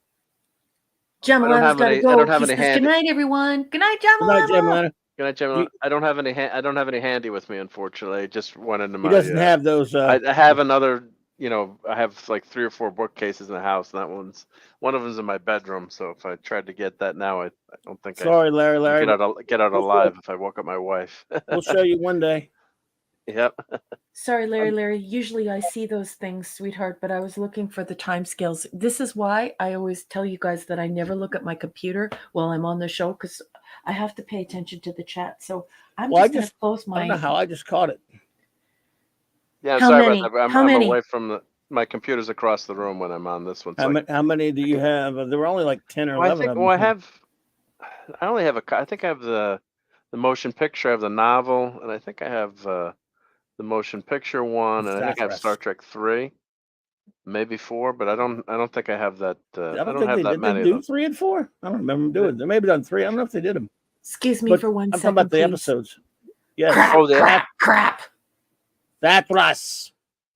Oh, you're talking about photo novels for what? For the I'm talking about photo novels.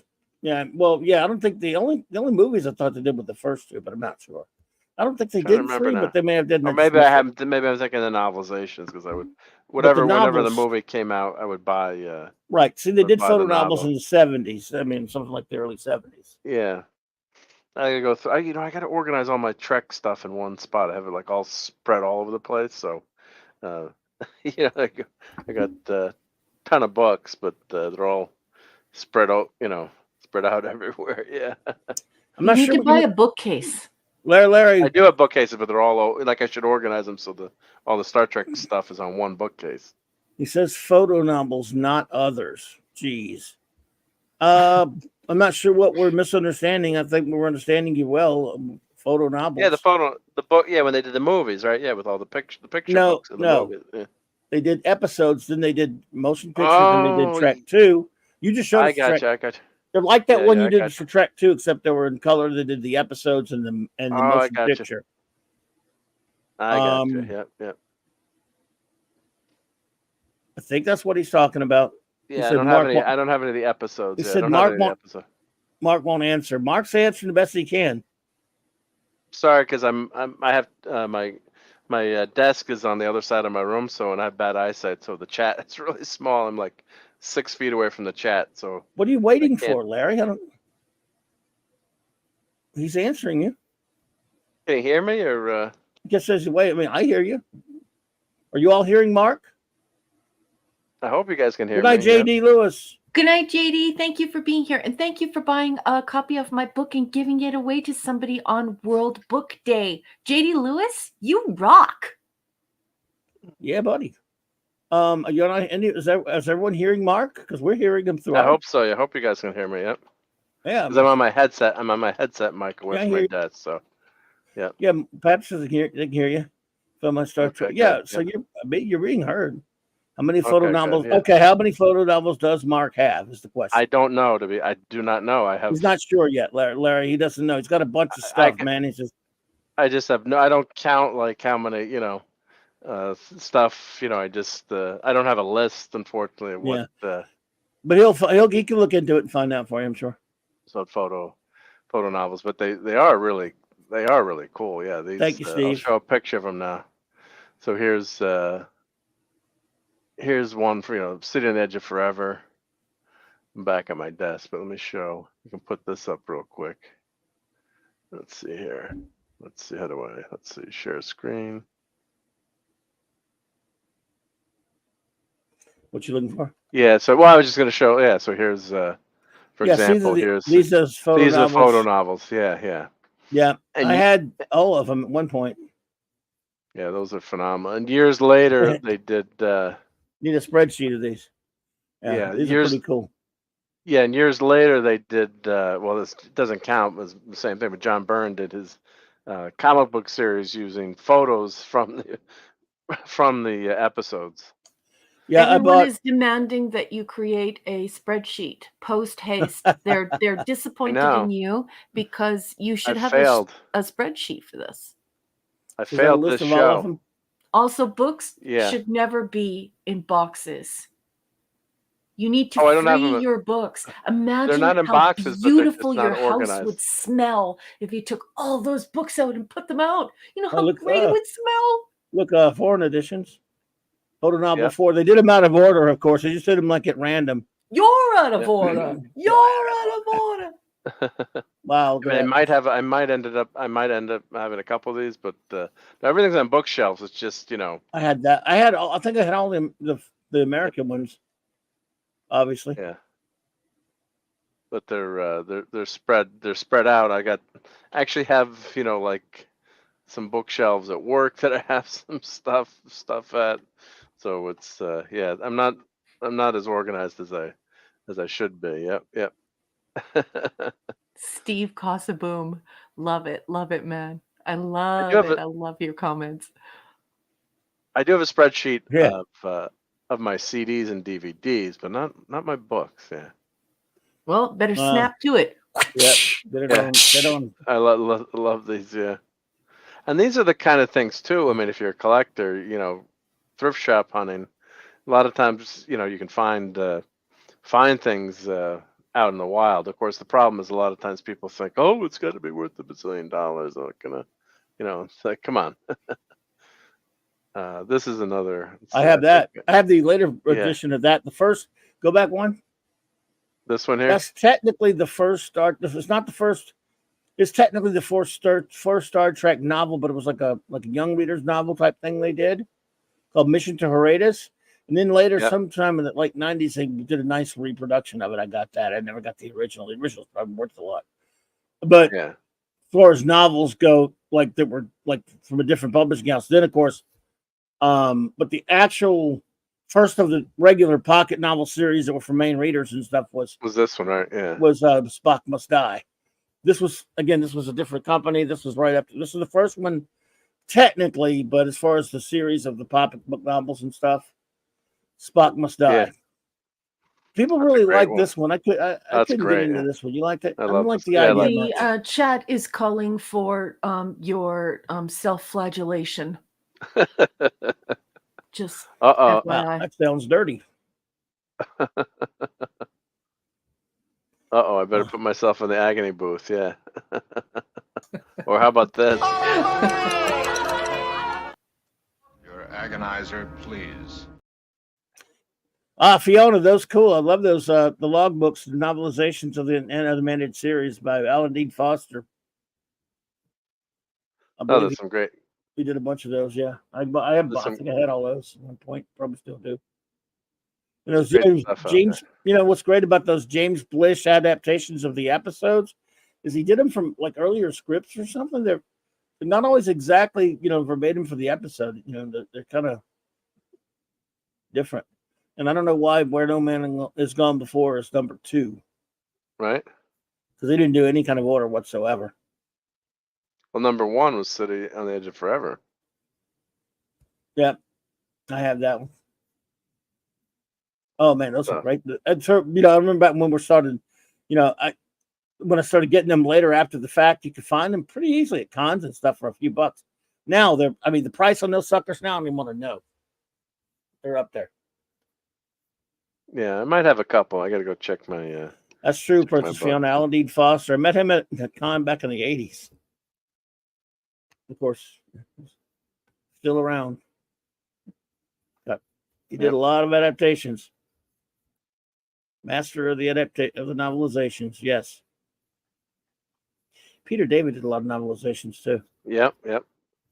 Great writer. Yeah, love his stuff. Love his stuff. Yep. So let me get back to the games here. I got a couple more games to show. Go for it. So let me make that Go for the games. full screen. Well, this is a role-playing game. So I'm back away from the chat. So if I miss anything, I apologize. But this is the FASA second edition, the deluxe game. And God, these were just so. This is so phenomenal to play. And they did have the Star Trek license here, and if you're a D&D player, then you can get into this with the role playing game.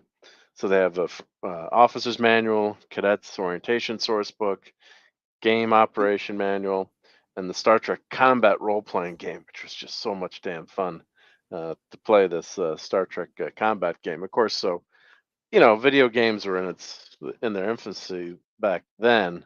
We'll talk. I'm going to show some of the earliest Star Trek video games, but here you can see, this is a lot of reading to play this game. So you had a tactical simulator here, and you got to read, 100 pages just to be able to play the book, and of course play the game, and then.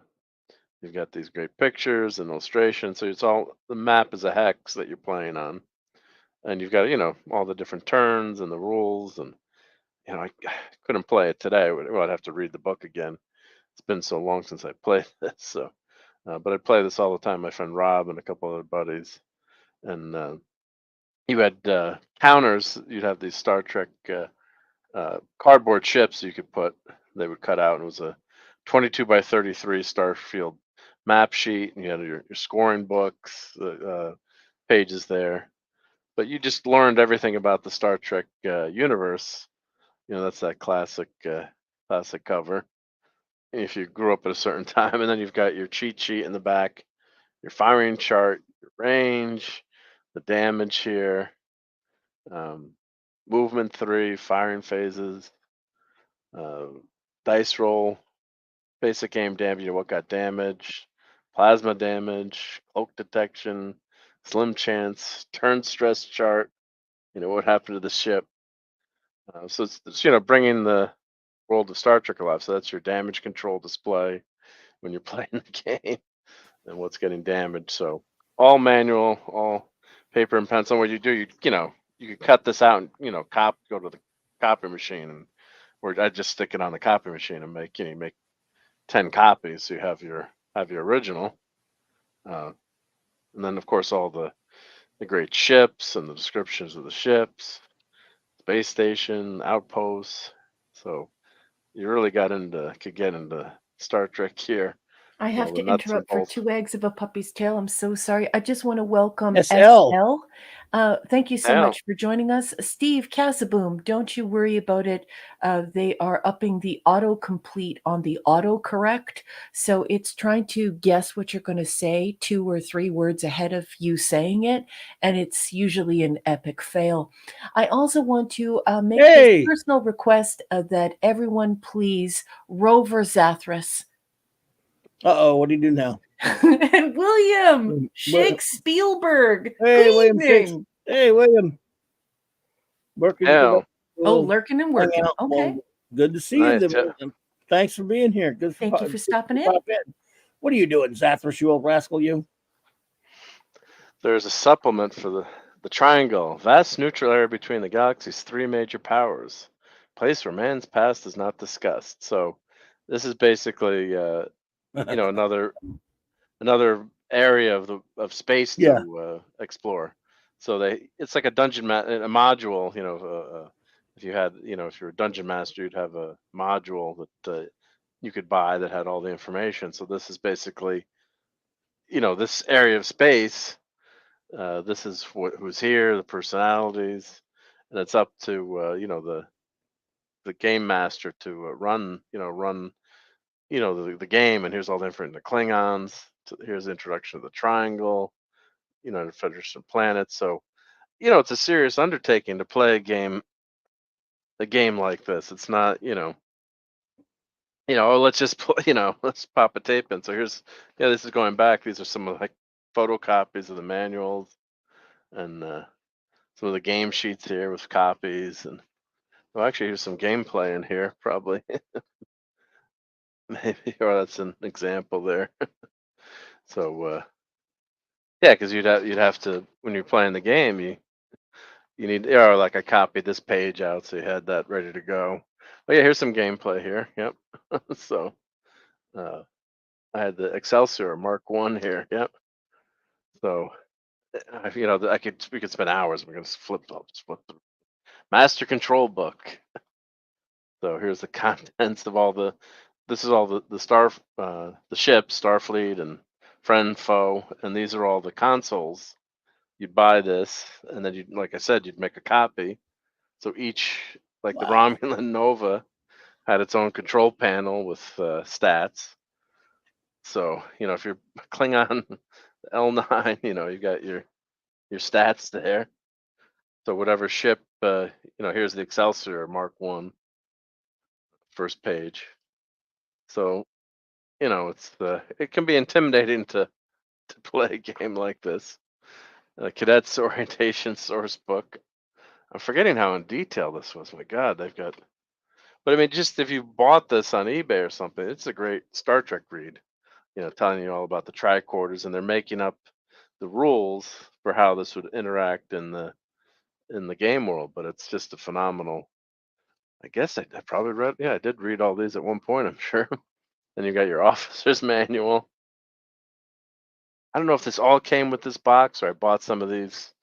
That module was bought separately, but I'm not sure if this all came in that box, or some of the things were bought after. And then here's the game operations manual. It's pretty wild. Does it come with models and ships and stuff? I'll show you what it came with. It came. Here's the map at the bottom. So it came with that's pretty cool. Or star chart, United Federation of Planets, and got all the planets. All the different planets here. Oh, I like that. Romulan Outpost number 1. Yep. So okay. I like that. This is the Triangle. I guess that came with that supplement. Hey, not telling. Cool. Good to see you. I'm not telling. Good to see you. I wonder what system that game uses. Yeah, EG. That's right. Dices. Exactly. Oh, okay. There you go. That's nice. I like that map. I like that star map. Yeah. I'm not into role playing games, but even back then I couldn't play them much. But that's pretty cool. I bought in a while. I bought one because it had to be for just a character. Like I bought the Doctor Who and the Judge's Red. Well, Judge's Red was a board game, actually. Oh, here's the Enterprise, I think. There you go. If it focuses, yep. So you put these on the, on the map. There's another hex map that came with it. And then you had, if your shields got damaged, or I guess this is weapons. You put these chits out and would track what you did, yeah. So put this back in, safe and sound. But it was a fun game to play with my buddies, and so you had guys you played the game with. Yeah, guys, because there was only a few people that would read the damn thing. I mean, so there was only a select few that would play the FASA game, because it was just nobody would play it today because it's too much reading. No, young people. A lot of yeah, well, maybe there's a few out there that would play, but yeah, you're right. It's not many young people. But back then, Star Trek was real Trek, and that was when Trek was real Trek. Yeah, so here's a few models that you could buy. So they would sell uh, the ships with the game as a supplement. Let me grab. I got 3 I keep right here. So here's the Reliant. Oh, I banged the. Steve Casabon. Well, at least you tried there. Oh, okay, that's cool. Man, it was $17. No, $17 for that. Wow. And Wowzer. yeah, these were never cheap. So you only had to buy a few of them. Yeah. Here's is that regular one? Yeah. Nice. So you put these, these would go on the map. Yeah, and, yeah. Space and Station, regular one. So yeah, see FASA. And you got the number there. Yeah. And that's cool. And of course, I've got the. So these, I'm sure you can still find these on Fleabay, but all right. Original Enterprise, you got to have that. Oh yeah. Badassness. Yeah. No bloody A, B, C, or D. Yeah. So yeah, and that would fit on the, with the hex there would fit right on the map, so you could. Or more to the point. No bloody A, B, C, or D. Indeed, classic comics. Good quote. Classic stuff, yeah. Yeah. So yes, those are my. Oh, and I have one more physical game. I got to organize. I'm out of order here. I got to organize all my video games. I'm learning now too out of that. order. I want to get that. You got to get him to clip that for us. I guess. I will clip that. Yeah. But the I'm learning too that they're selling like now on auction houses. They're selling, like video games. Of course, these have all been opened, but especially the unopened ones. But this is one of my favorite games, Star Trek Judgment Rights. Is that a Interplay? CD-ROM game. Okay. Video game, yeah, CD-ROM game. Yep. So this is number 42,826 out of 75,000. So there's 75,000 of these. So not too limited.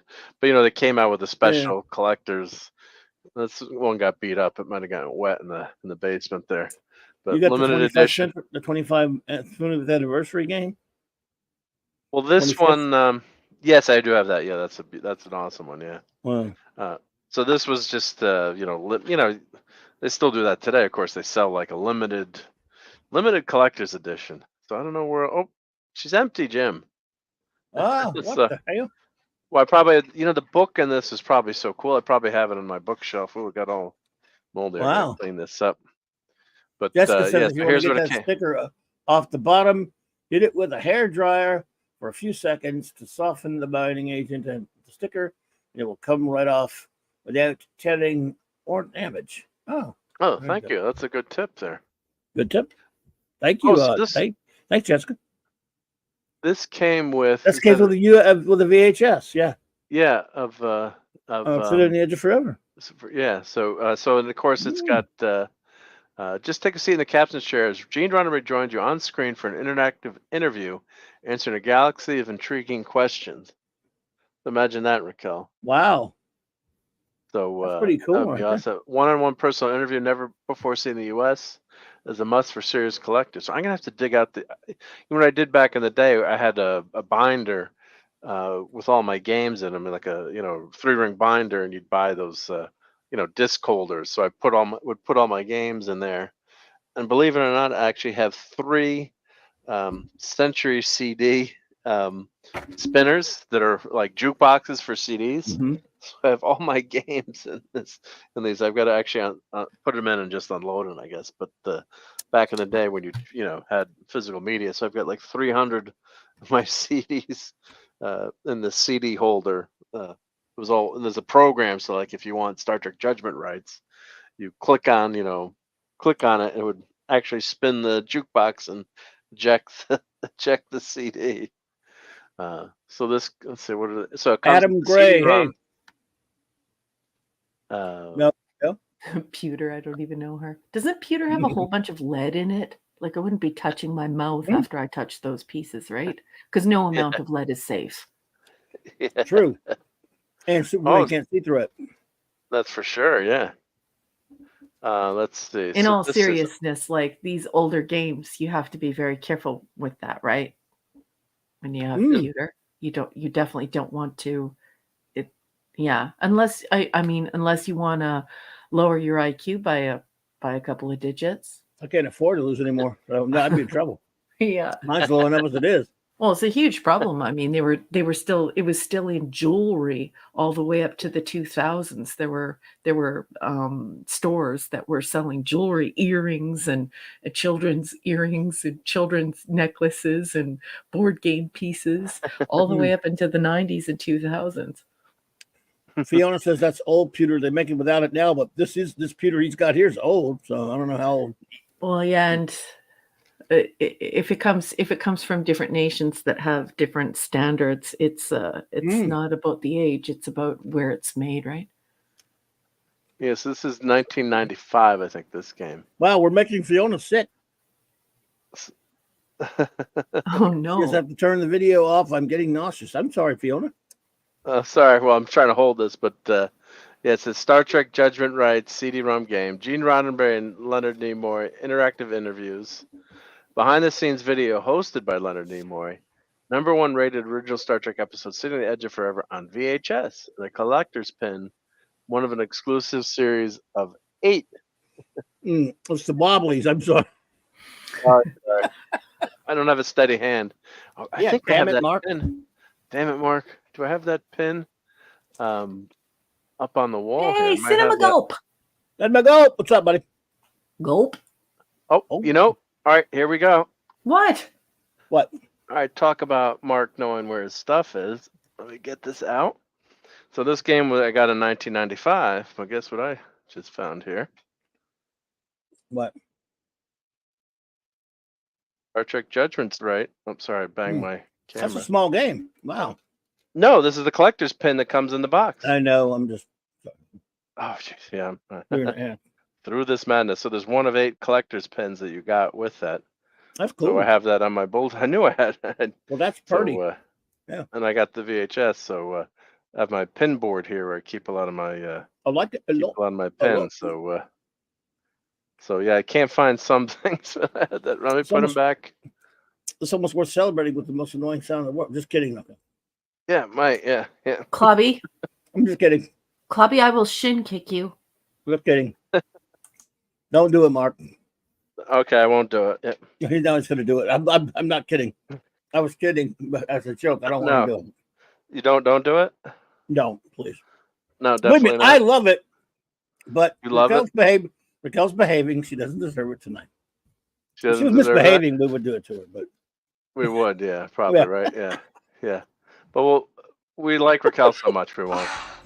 I like you a lot. See, no. Head desk. Mm-mm-mm. One of the greatest movies of all time. Yeah.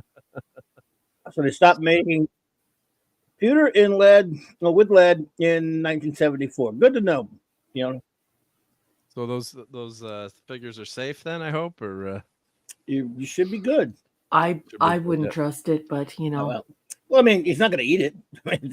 Yeah. Well, no, it's just like, you know, periodically they have a recall of those small items, and usually it's board game pieces and jewelry. I know there was a big recall here in Canada in the 1990s or maybe the 2000s, early 2000s. Oh, really? Yeah. Well, but they also gave us those cheap blinds that were filled with lead. Do you remember when they first started selling those PVC blinds, and there was a massive recall in the 1990s, mid 1990s, I think it was, in America and Canada. Everyone had the blinds, and they were all full of lead. Ow. Damn. Yeah. Don't make me feel you full of lead, boy. Yeah. You're hit by all this flying lead. Mm-hmm. All right, Lisa. Have a wonderful night, my dear. Take care, Lisa. Lisa! Hope you're up to level 15 Fortnite by now. Yep. Yeah, move those clocks up an hour. Yep. I hate daylight savings time. It Sucks. does stink. Yeah. When are we going to get rid of that crap? Well, I need it because I live in Canada and I want as much daylight as possible. Mm. Yeah. I'm just tired of it. I just want it to be one. I'm not saying that so much. I'm just saying I want it one way. I don't think it's, I mean, let it just stay one way. Don't switch. Yeah. As long as you don't switch. Yeah. Yeah. I kind of liked the dark earlier, but still, I'd be willing to go ahead and take that. We could keep it one way. Well, the Senate did vote to stay in daylight savings time, but then I've heard other scientists say that it would be better if regular time that we're on now would actually be better, not daylight savings time. It's more akin to our biological clock, but what the heck do I know? I'm just a Star Trek fan, but yeah, I agree though. Dude, to quote Douglas Adams, time is an illusion. The time is an illusion. Lunchtime doubly so.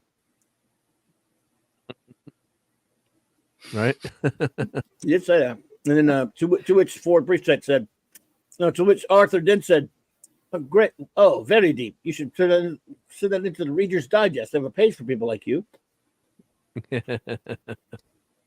Oh, boy. I messed it all up. You got it. So this is one of my first Star Trek games I bought. This is basically a text and graphics adventure called The Rebel Universe. And one of my friends actually worked on this game. So I got to have him on one of my shows. We talked about doing a show talking about this game, but he didn't work on it. He was an executive at Simon and Schuster. Schuster. He worked at the company. He wasn't a programmer, but he helped promote the game and behind the scenes. He was laughing. He couldn't believe. He's like, "You still have that?" Like, oh my god. So yeah, I think this was late 80s. I think. Well, but I do have a list of Star Trek games that I just wanted to show.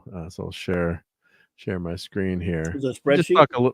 It's not a spreadsheet. This is the Wikipedia, but just talk about some of the games that came out. And I found actually the first Star Trek arcade game that came out. And actually, it wasn't licensed. I love that Star Trek arcade game. Yeah, Star Trek 2 game. Different one. Yeah, this is a different one. Well, the very first one I'll show, but they it wasn't licensed. This is back. Nolan Bushnell had one of the very first arcade game, and people copied it. The company copied the game, and then yeah, I'm gonna show. I'll get to it. Yeah, and it was Computer Space, but then the first game. Well, here I'll show Computer Space. So then Google Computer Space. It was the very first arcade game. Video game, obviously not. So and then someone copied it and called it, put a Star Trek label on it, and called it. So it's the first, oh my quote unquote, the first. So it's kind of like an Asteroids type game. But it was the very first one, and it did very well near universities. They said because the college kids were smart enough to play it. Of course, no one knew what the hell a video game was back then. Look how futuristic that. So that was considered the very first video game, and then someone rebrand. The clones come out and they copy things, and they tagged tagged it with a Star Trek label, and then Paramount, it was a Paramount back then. Yeah, they're nice. Whoever they said you cease and desist, or once they found out about it. Let's see if I just ran across this let's see video game. Gotta watch how when you do a search. Yeah, it's not. I'll have to find that article again. But yeah, it's just a great history, and Star Trek has been brought to life in video games all the way up to having virtual reality games that you can play online. So let me see if I can find that. Or I think I saved in my bookmarks first. The hell those Nimrods doing? in that picture there with their masks on. Oh, that's during the vid. I guess they went to the museum to to play it. Okay. Yeah. Well, where does it say Star Trek anywhere on there? Well, no, the clone of this, I was just going to show. I got to find the link here, but the clone of it was called Star Trek. Professor Archer, that game was in Star Trek. It was in Soylent Green, right? Yeah. Hey, Fiona, have a good night, my dear. Take care, Fiona. Yeah, so they basically just, they put the label on the game there just to just to have it. But here's of course the first board game was 1967 by Ideal Toys. I'll put this link in the chat. But all kinds of trivia games and Trivial Pursuit. I think we tried to play one of those. Yeah, the Scene at Star Trek. That was came out in 2009. Yeah, those are. I have that in the basement unopened. No one would play that with me. Star Trek Catan, and of course the tabletop games, Starfleet Battles. Yeah, I remember that. Yep. So that's a classic game. And let's see Star Trek 2 Combat Simulator. So so this is so then they have card games, role playing games. So that's what I was just showing the role playing game. But they did have that the combat battle. So that's the FASA one. That's the very first edition. Is there a picture of that arcade game, the Star Trek 2 arcade game from the 80s? I love that stuff. We'll show that. Yeah, that was a great one. Yeah, so here's the simulators, right? So just flipping through them, we'll show some pictures. But the very first game I played that was Star Trek was probably this Super Star Trek game. So let me show that. And it was on mainframes at first, on the PDP mainframe, and dial up on Telenet. So this is it was called, now the port that you can play became EGA Trek. So if anyone's, and they colorized it, which is awesome. So it's really Star Trek, but then they called it EGA Trek. This had more colors. The original was black and white. But here's some pictures from that game. I played this game for hours and hours and hours and hours. You go through the galaxy, get into combat. But it was all very quote unquote. It's like a spreadsheet game. Yeah, but they had graphics. They added some. That's that Simon and Schuster game. But they did add some graphics to it. But yeah, it was more in your imagination, right? So it was more of a text-based game. But the results would be carried on, live on the screen for you. So you can actually play it. You can play it now. So here's play DOS games. You could play this game from 1994. You click on it, and it's in a DOS box, and you just keep. Yep. Let me mute it. Yeah, so it plays this, and let's see if I click on it. Or I have to. Oh, you have to use a keyboard. Yeah. So I'm just good. But you can actually. No. This is not. Everything else does. I got limited just for the other past two. Clobby's Clubhouses have been limited for them.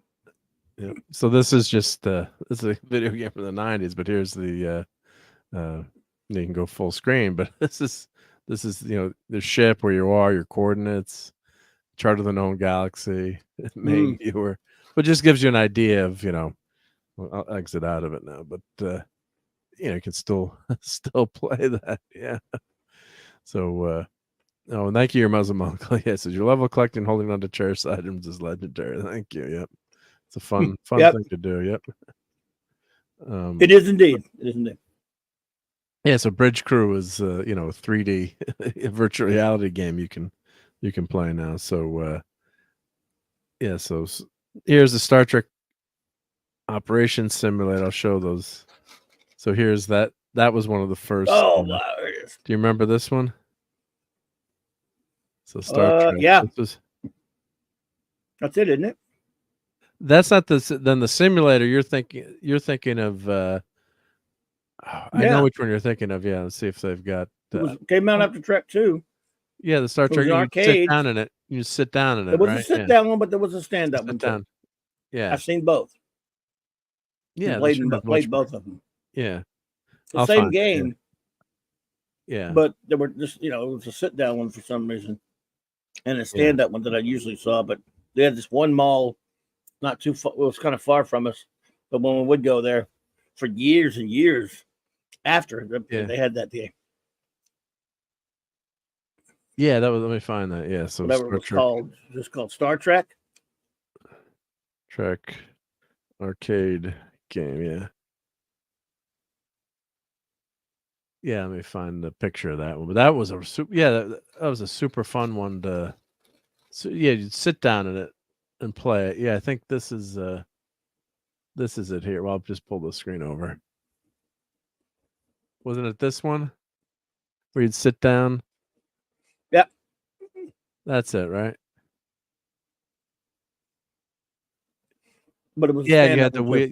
Yeah, you had the wheel. You could spin. Yeah, this is it. Yeah, so and then you had the fold down, and it was the same. Right.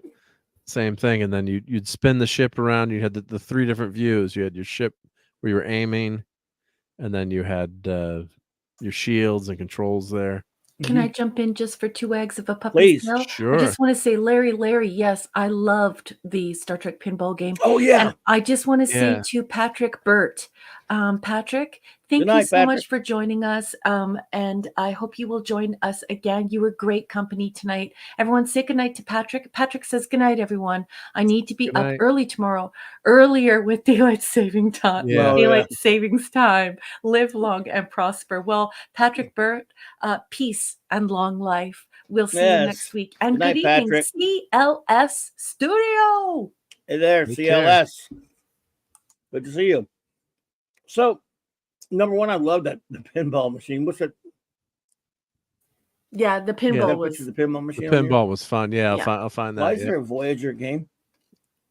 I don't know, but here's a list of PC games. So the first one was that text game, and then that Star Trek. Sorry to interrupt, Patrick. It is our absolute pleasure, and I want you to know that next week it'll be back to business as usual. We'll have the reviews again, so I hope you'll watch the episodes, because we would just love for you to jump into the chat and give us your reviews. Yep. We love that, because then it feels like a mini Star Trek convention every week. And certainly, I hope that you will come and geek out with the boys on the Clubhouse. We're doing Blake 7. We're doing Star Trek comics, all sorts of geeky, nerdy, fun stuff. Good night, Patrick. Yep. Sorry, Mark. Oh, no, it's all good. Yeah, thank you. Yeah, thank you for being there, Patrick. Thanks, Patrick. Awesome to have you. Yep. So this, so this is a list of all the, computer game lover, obviously. So this is a list of the different, Star Trek games, starting with this Super Star Trek, was that EGA Trek that I just showed you, and it's a trip back.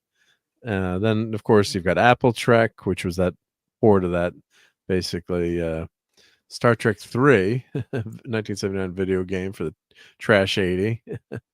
Then there was that Strategic Simulator right there. That was the Space Combat one. So that's the sit down, but that was 1983, and of course they ported it to the computer. Tactical simulation here, yep. And then of course you had the Kobayashi. This is the Simon & Schuster Kobayashi alternative from 85. I don't think I own that one. These are the Simon & Schuster text adventures, Promethean Prophecy, and of course the one I was just showing. Then I have the Rebel Universe. I love that cover the best. That's a cool. So that was 1987 when that game came out. Oh my god. Then First Contact is all MS-DOS, another Simon & Schuster game. Final Frontier, Begin 2, and then of course the Star Trek 25th anniversary game, which is a phenomenal game. So what's nice about these games is they have great stories in them. So they're, it's like being in a Star Trek adventure. And Judgment Rights, so the game I was just showing, that's the normal version. Of course, I had to get the collector's edition. And then of course we're getting into much more modern game. Final Unity, good game too. I've got a collector's edition of that one. Star Trek Klingon, then you got the Borg, this is when the Borg and TNG. And then Star Trek games, really take off and become very, very popular. Starfleet Academy, that was another great interplay game. Then, of course, you got a Generations game. We can skip that. Star Trek Pinball. Honor Guard. The Starship Creator. So this is just really fun, fun stuff here. A lot of games, and I think I have most of them. New Worlds. Elite Force Voyager. This became a very popular game. It's a third-person shooter game set in the Star Trek universe, so kind of like Fortnite for Star Trek. But this game was a big hit at the time when it came out, and it had a fun story in it too, a good story in it. Well, I guess we'll start moseying on out in a second. Yeah. Because it's been late and not only is it everyone else is losing an hour, they kept you all an hour late, and we're gonna probably get out of number here. one. So, and the last thing is Star Trek Resurgence. I just bought that, and I've played that a few times online. That's new. Yeah, that's the new one. That one's been pretty good. So, everyone check check out the list, and there's a lot of great stuff out there, and you can really immerse yourself in the Star Trek universe by playing some of these games, which is a lot of fun. Yeah. Yep, absolutely. It's just well, what happened? I thought I pushed back. Oh, okay. Does that? Sometimes it doesn't change it. The no, it's fine. Background sometimes messes. It's fine. We're not really doing Voyager anyway. But yeah, messes up. Yep. Well, yep. But man, what a night, folks! I'm sorry that we had to skip the reviews. I know you're crushed, especially number one. She's really heartbroken. Crying. Yeah, she's really heartbroken over not having to be able to review Voyager this week. But everyone, I tell you what, thank you for being here tonight on the shorter and later show. Won't happen again, I hope. Pretty hope. I'm in a couple of weeks, my son's birthday. I don't know what we're doing for that, but if that does, that's on Shatner's birthday too. You got to cut me some slack. I don't even know what night we'll be messing around with that, but we'll figure it out. And if I have to, I don't know. If I have to do it again, I'll just cancel the show that night, so we don't have to, unless you just feel like hanging. But I want to thank everyone for being here with us tonight. Everyone, first of all, thanks to the greatest friends any Clobby could ever have, and that's number one and engineer here, Raquel and Mark. Thank you for for helping me out with this and covering for me and all that stuff. And we tried. You did fantastic, and I love you for it, and I just appreciate you both for doing that. And for Andrew just hanging out, number one. A lot of fun. Appreciate you. So closing words, my wonderful first officer. Well, first of all, I want to say thank you for creating this space for us. There are so many Trekkies around the world who need a space like this, a place to come and celebrate Star Trek. And I am so honored to be a co-host here and to meet all of these wonderful people. Hail to the chat. Thank you so much, everyone who was here tonight. Thank you for your conversation. Thank you for your insight, for your comments, for your laughs, especially Zathras, who was particularly naughty this evening. For those of you who left gifts for Clobby, you're just outstanding human beings, and we're just so grateful for you. And thank you to everyone who tuned in via X. And I just want you to all to know how much I love you all and appreciate you. And just this is a reminder that next week it's back to business. We will do the good, the bad, the ugly of Voyager. And it will be exciting and fun and hysterical and just everything all rolled in one again next week.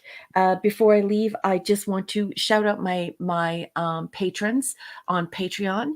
They are backing my new book that's coming out shortly. It is still with my editor. I'm waiting to hear back from him. As soon as I have the go-ahead from him with his changes or insights or feedback, that book will be available to you.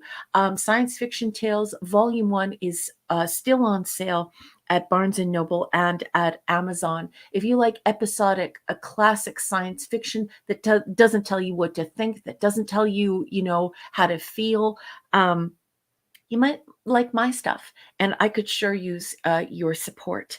And that second book is Science Fiction Tales Volume 2, and it will be out shortly.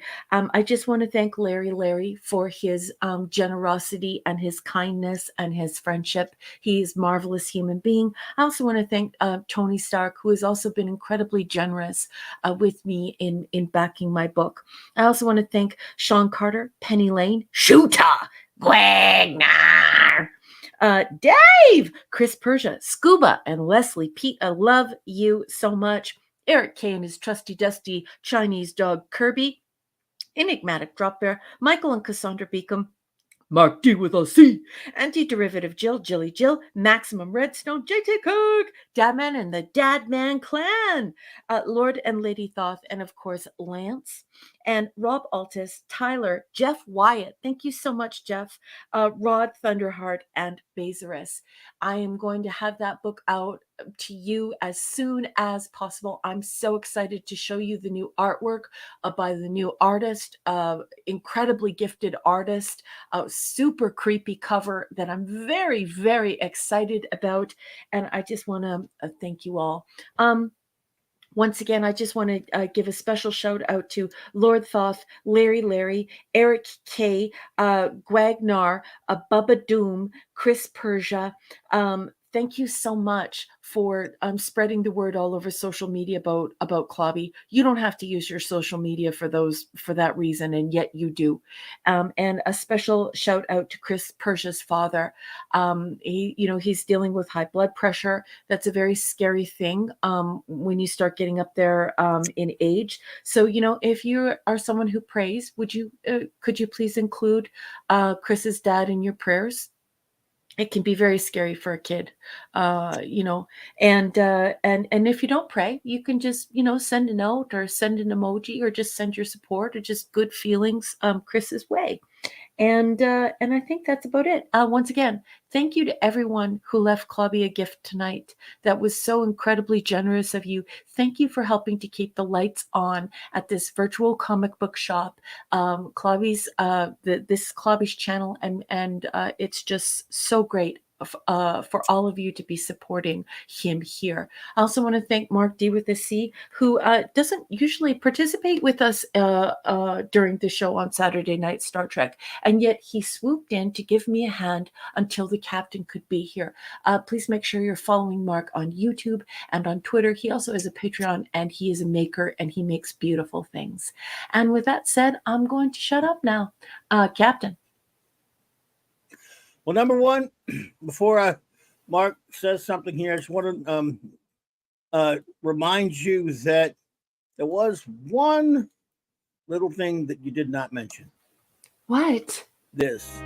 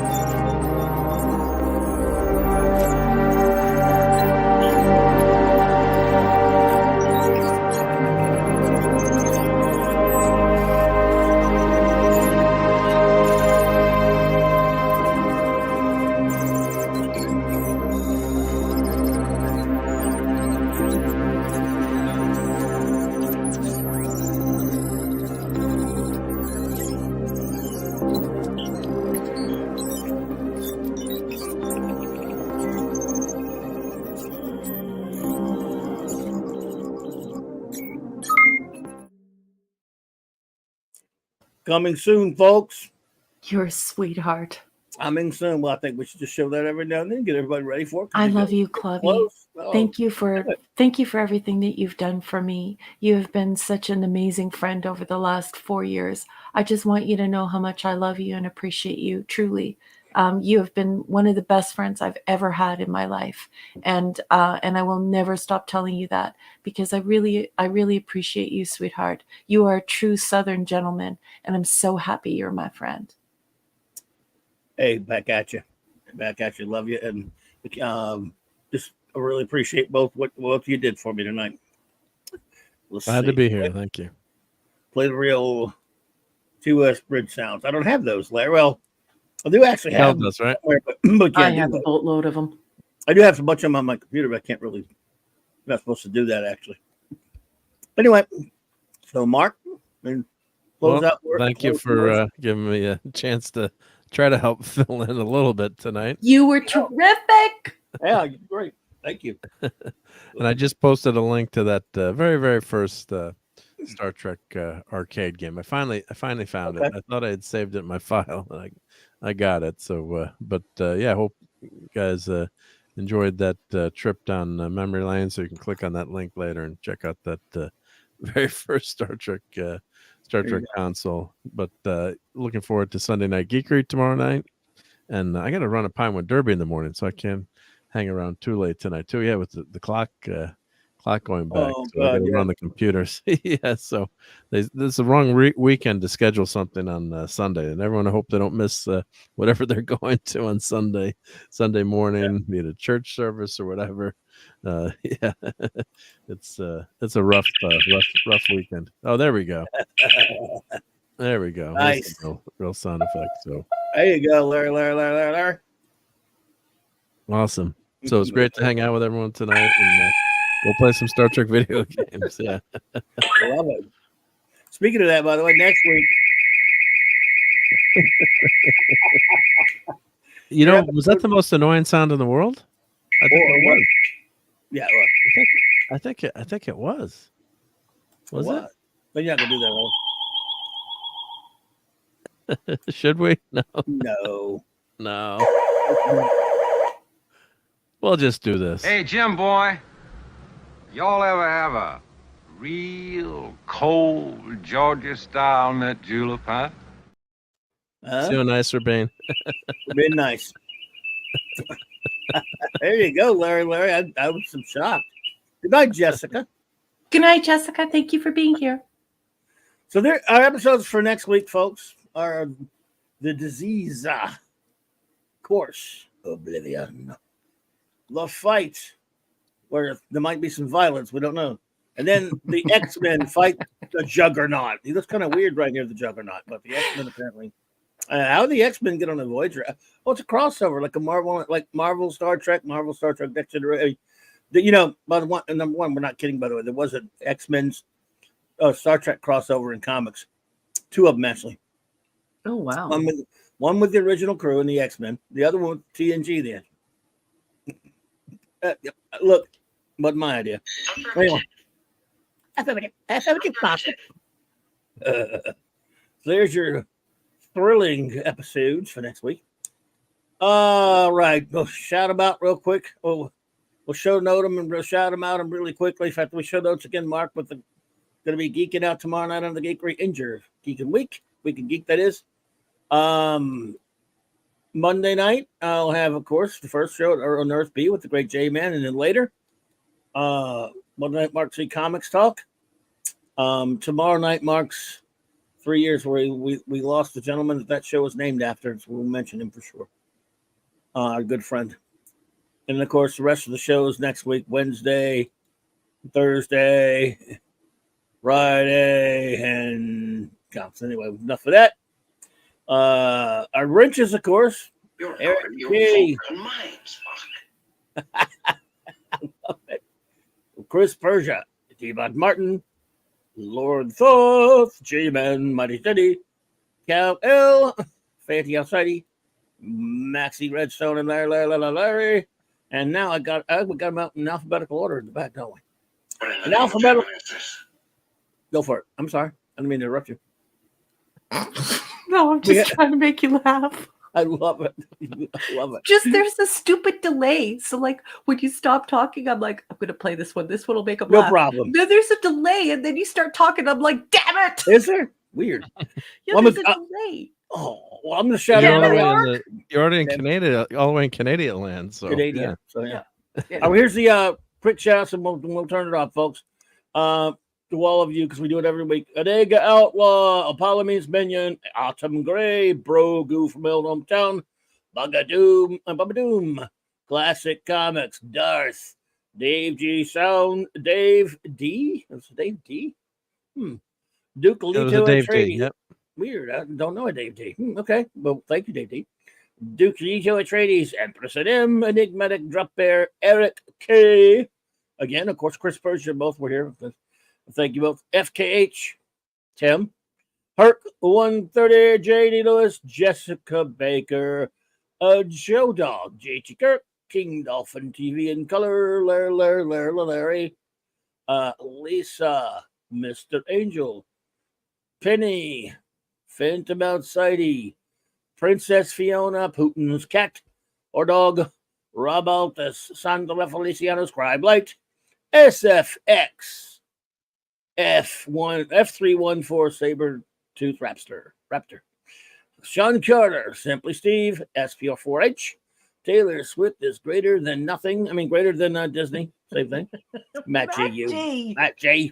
The Tetrarch of Apathy, the Time Scales, and we had another group later. Blunt Plunk Reviews, Lasher, Midnight's Oblivion, Not Telling, Patrick Britt, Professor R2, SL, Steve Casaboom, William Shakespeare, and your Muslim uncle. As far as I can tell, folks, that's everybody and everything. No, Son Lee was here.